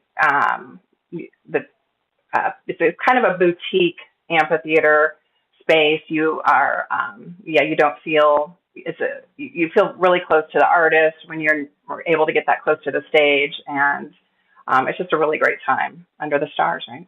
We're talking with Jennifer Reinhardt, events manager for the Hudson Gardens. So I've had two very interesting experiences at Hudson Gardens. One, a great one with my grandfather. We celebrated his 90th at the Inn at Hudson Gardens, and I'm looking at pictures of it, and he's no longer with us, but my goodness, it brings back good memories. We had a great experience at the Inn at Hudson Gardens, renting that out for his 90th birthday. Friends and family members, and we did live square dancing there. It was so awesome. And then the funny story was I was working for the Romney campaign, and we were hosting a campaign rally with Eric Decker and Jessie Jane Decker. You know them? Oh, wow. Yeah. So Eric Decker, formerly with the Denver Broncos. Yep, Denver Broncos, then Jets for a while, and then and Jessie Jane is the country star. Country music star, right? And she was singing the national anthem for Mitt Romney's wife, who was doing a rally, and it was beautiful. It was a women-targeted event, and so perfect place. Hudson Gardens, right? You got the gardens, you got country music, you got a football star, all that stuff. And as a result of Mitt Romney's wife speaking there, we had Secret Service. And so you had to go through metal detectors at the gardens. And the dudes at the metal detecting station, right? Yeah. They're watching Eric Decker and Jessie Jane Decker walk up, okay? Now, the dudes all knew Eric Decker. Yeah. Because he's a football star. Of course. So I'm walking with both of them, and I'm like escorting them, and we're like, okay, thank you for being here, and this is how the day's going to go, and all this stuff. And I'm walking with them, and the Secret Service guys are like, Eric Decker, high fives. Don't even check him out, right? Just walks right through. Jessie Jane, who's beautiful, by the way. Oh yeah. Right? gets stopped, and they make her take all the stuff out of her pocket, and she's got to go through them. And she was sitting there going, "It's always happened," and she was like frustrated and stuff like that. And I was like, I imagine that creates a little bit of conflict in the relationship there. That they're both stars, and in fact, I would say that Jesse's even had like a bigger rise post his career. She's now like a major celebrity. But yeah, Secret Service high five in the football player. Not even he goes through beep, beep, beep, beep, all that stuff. She is sitting there emptying out her pockets. Tell me you're not a country music fan without telling me you're not a country music fan. So beautiful locations at the Hudson Gardens. I mean, a lot coming up this spring to go to. And again, I'm going to go back to this. It's one of those great locations you can take all generations to. Right? Yep. You need places. Because, look, there's stuff that the kids love that, kind of entertainment-oriented. I don't want to say names, but, there's bars and all that stuff that the kids will go to. But the older parents, they don't really want to go to that. There's stuff that your older parents want to do that the kids get bored at. What the Hudson Gardens does is blends all three. Right? So the kids have a great experience. It's outside. The weather's good. The flowers are blooming. The bees are buzzing. The birds are chirping. The kids are going to love it. Your parents are going to love it. That's why Hudson Gardens is a great location. And then it's right by all those great restaurants in downtown Littleton, too. Yeah. So Littleton's such a great community. You can run around there. And again, think about it for your special event, as Jeff outlined something special they were doing for his father. It's a wonderful event for groups the size of 10 or several hundred. They have a variety of different spaces. And if you're looking at things like, those engagement pictures, you're looking for that special place, you don't necessarily have to travel up into the foothills or something else to get an amazing different background for your photos. Also, for those type of special events, wandering around the gardens, it's like changing the background where you would be driving, 15, 20, 30, 45 minutes or longer to go to different locations, different venues to just get a different look for your pictures. Doing those type of things is something you can accomplish in a couple of minutes by walking down a path at Hudson Gardens. They do a wonderful job with their event space. And so those type of special things, if you're looking, you've got a wedding, you've got an anniversary in your future, you've got a special birthday, this is a wonderful place to get on the calendar, go down there. And remember, you can even try out some of the caterers that they've got. It's coming up on March 30th, a very special event there. And we did check out the website, Jennifer. It is April 27th that we are getting our Star Wars on out there with Space Conflicts. I cannot wait. Little Bill, I wants to go. So I'm going to see how many of my kids I can drag along and if they'll bring the lightsabers with me because, I'm going to get a little weird. Now, Bill, I've got an idea. I'm just going to pitch this to Jennifer. It's totally cold. I'm not wearing that Chewbacca costume again. So it Jesse itches. James Decker is a country music star. Yes. What if she did the show and then Eric Decker got stopped? We could do the show at the Hudson Gardens. She's the big star now, right? Yeah, I like that idea. Jennifer Reinhardt, thank you so much for taking time to join the Jeff and Bill show. Thank you for helping people understand this great location, event center. Great opportunity for families, all right here in our city, Hudson Gardens. Minutes from downtown Littleton. The parking is phenomenal. Getting in and out is easy. And daily admission, free. Yes, free. It's my second favorite F word. You got to do that. HudsonGardens.org is the website, HudsonGardens.org. Jennifer, you did a great job. Thanks for taking time to join us today. Yes, thanks. Have a great day. Thank you. We'll see you out there. Yeah, man, with this nice weather. Oh, heck yeah. I'd go. Oh, Sounds fun. Yeah. I didn't think we could talk to her about the Jeff and Bill Festival, but we should pitch that next time because I'm thinking, maybe Jessie Jane Decker could come out there and she could be the lead star. We could do that. Star. Yes. We can have people sign autographs with Eric Decker because they're not going to get autographs from me. I don't want that stuff. But but we could set up something. There's quite a level of change when it comes to attractiveness between us and Eric Decker as well. Yeah. One of us was blessed genetically, and then there's me. And then there's the rest of us. All right. Bill, why don't you tell us about Colorado Wound Care Associates? Yeah, we've got a brand new advertiser here at the Wound Care Associates of Colorado, and I'm really excited to be working with them because what they're doing is really personal to me. Here's the deal. Wound Care Associates of Colorado is changing the game as far as how you deal with a pressure sore, diabetic ulcer, slow healing cuts. I've had this impact in my life. My father suffered a massive stroke, and so we were concerned about pressure sores, and that can be a really serious health issue. More importantly, though, my aunt dealt with some comorbidities and ended up with a cut that was slow healing on her leg. She was getting that treated. And unfortunately, that torn skin tissue, it's the perfect place for dirt, germs, and bacteria to get access to your internal organs, your blood system, everything else. And that's exactly what happened to my aunt. This is before Wound Care Associates of Colorado was anywhere even near the state. And she was exposed to MRSA during one of the treatments. They were trying to maintain her wound. Maintain the injury, meaning leave it open, not trying to heal it, hoping that somehow that improves outcomes? I'm not certain that if you walked into the doctor and said, "Hey, doc, I've got this broken arm. Do you see how it bends this way and it shouldn't?" He'd go, "We'll just maintain that."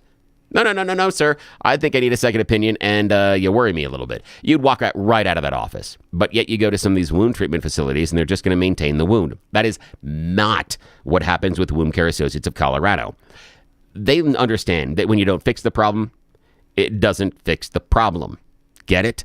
They're focused on better healing outcomes, fixing and healing that wound. Plus, they go old school and do concierge service. We were talking with Hunted Gardens about a boutique event space that is available. Well, this is boutique wound care.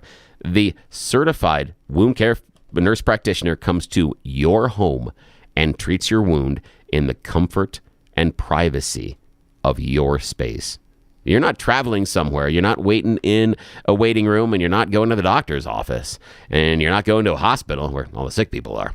You're getting the treatment in your own house from a wound-certified nurse practitioner that has set up a custom treatment plan just for you and your needs with better healing outcomes. They want to heal that wound. They understand that leaving it open is the perfect way for those dirt, germs, and bacteria to get into your system. Jennifer Walker, who started, had an awful case of what happened to her uncle, where a small cut turned deadly. Yes, the little tiny cut that was ignored for a long time ended up taking his life. So she was inspired that this can't happen to anybody else. She doesn't want you or your family or loved ones to be going through it either. So reach out to Wound Care Associates of Colorado, coloradowound.com, coloradowound.com. You get the treatment in the comfort, convenience, privacy of your own home. The treatment is completely and totally personalized and improved healing outcomes. Because like those other places, they're not trying to maintain the wound and keeping it open. They're going to fix it. They're going to make sure you are better and those dirt, germs, and bacteria stay out of your body. So contact them, coloradowound.com, coloradowound.com. Wound Care Associates of Colorado, changing the game and doing it better than anybody else out there. We trust them. You can trust them. coloradowound.com. When you reach out to them, tell them you heard about them here on the Jeff and Bill Show. That's great. We'll continue. You're listening to Jeff and Bill. This is Denver's Talk Leader, News Talk 710, KNUS.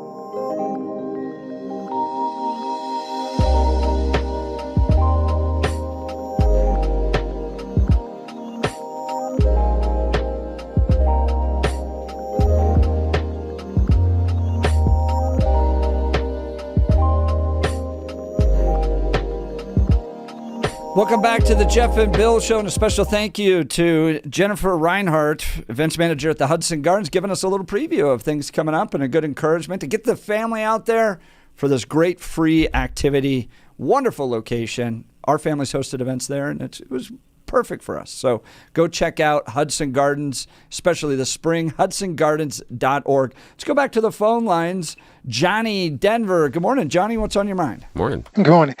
Okay, well, I don't know if you guys know, but I book concerts, and I mostly hired like blind or disabled musical artists. So last year, I booked a concert downtown. It was a beer garden, and about 20 blind people showed up, and plus we had the artists and stuff like that. And I told them I didn't feel good about it unless we had security. So of course they have their own security, so we didn't have any problem. Now this year, they're going to pay each other's, let's see, $150. So that'd be me, my one artist who's the singer, karaoke machine, whatever. And but I also am going to have to hire out of pocket a security person just to keep an eye on what's going on around us, because I'm going to be focusing on getting him a good sound. He's going to be focusing on the singing, and we need a pair of eyes because crazy people will walk up, and we can't control that. And so I'm a little bit apprehensive about this time around, because the other time we had their security, but this time, can I be sure that they're going to have any security while Mike Johnson wants to spend all this money on doing that, but how much money is he spending on security when they have these musicians down there? Johnny, that's a really good question. Your event this summer taking place downtown? Yeah. I mean, we did it last year, worked out fine, but we were enclosed, and and people like to drink. So you can imagine if you're in a dark room, they rearranged the downtown area. I'm getting these people there, and they're leaving. Some of them are very, happy when they leave with the drinking and all that. But now we're going to have one with no alcohol, but those homeless people, they come out of the woodwork, and they want to talk to you, or they want to say crazy things, and you can't control what's going on in their head. Yeah, you got to, and security is an investment, and unfortunately, guys like you, Johnny, got to step it up because of these problems downtown in the city of Denver, and that's more cost on you. You got to then charge more money for people to do that, and frankly, with all the money that Mike Johnston's spending, the fact that safety and security isn't the number one top priority, just like Paul Pazin said, like out of everything that government should do, that should be the top priority, to make it safe so that Johnny in Denver and his friends can attend an event safely. It's just heartbreaking. Yeah, so we'll see how it goes, but I'm going to be talking to her further about the situation, because this is just a totally different type. And if it was only me, then I would say, okay, but I'm in charge of his safety too, because he's with our group, So I don't know. It's just kind of frustrating. Johnny, I get it. We had to spend a lot of money on additional security as well for Denver police. And, we were happy to send that money to Denver police when we were hosting the Western Conservative Summit because it was worth it. Safety was our top priority. And thank God, over 8 years of my management of the summit, we never had a major safety issue. I didn't mind protesters. I thought protesters were kind of fun, so long as everybody was safe and there was never any violence. So, Johnny, great call. Sure appreciate it. Thank you. I want to talk to you about my friend Mitch Floria and the Art of Granite. I've known Mitch. This guy is fantastic. A committed patriot to this country. He's got the Constitution Declaration on the wall of his office. He's going to tell you about how much he loves America. So if you need granite for your kitchen or bathroom remodel, Mitch Floria and the Art of Granite is who you got to go with. Here's why. Okay? Number one, quality craftsmanship. Mitch is such an expert and craftsman that he can turn granite, quartz, marble, and other materials into a true work of art right in your home. Superior service from single residential installations to large-scale projects. Mitch and his team's attention to detail is unmatched. They will listen to you and get you what you need. Third, great value. Mitch provides granite from his own warehouse in Denver West at wholesale prices with no markup so you can get the most for your budget. Listen to this deal, guys. Mention KNUS and receive a bathroom countertop free when you purchase your new kitchen countertops. You can also get a kitchen or bathroom sink free when you purchase any countertop package. So schedule a consultation with Mitch and visit his beautiful showroom at Denver West or call Mitch at 303-386-5919. That's 303-386-5919. Or you can visit the website at theartofgranite.com to start dreaming about your new countertops. Theartofgranite.com will continue. As we wrap the show, you're listening to Jeff and Bill. This is Denver's talk leader, News Talk 710 KNUS.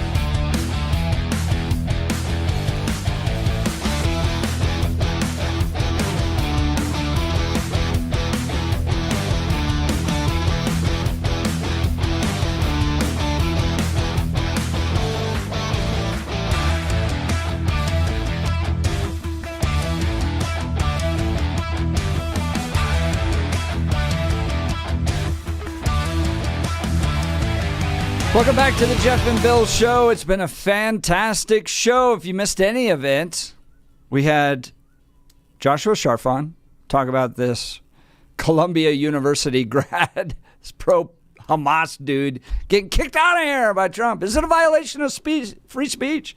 That resulted in a good discussion and debate. Oh, yeah, that was fun. Love Josh. 8 o'clock hour, Chief Paul Pays and former chief of police for the city of Denver joined us. He's now a public safety fellow with the Common Sense Institute. Big new report out from them today. We got the first interview. Aurora has stemmed the crime wave. Things are going down. They haven't dropped to pre-pandemic levels, but they have dropped.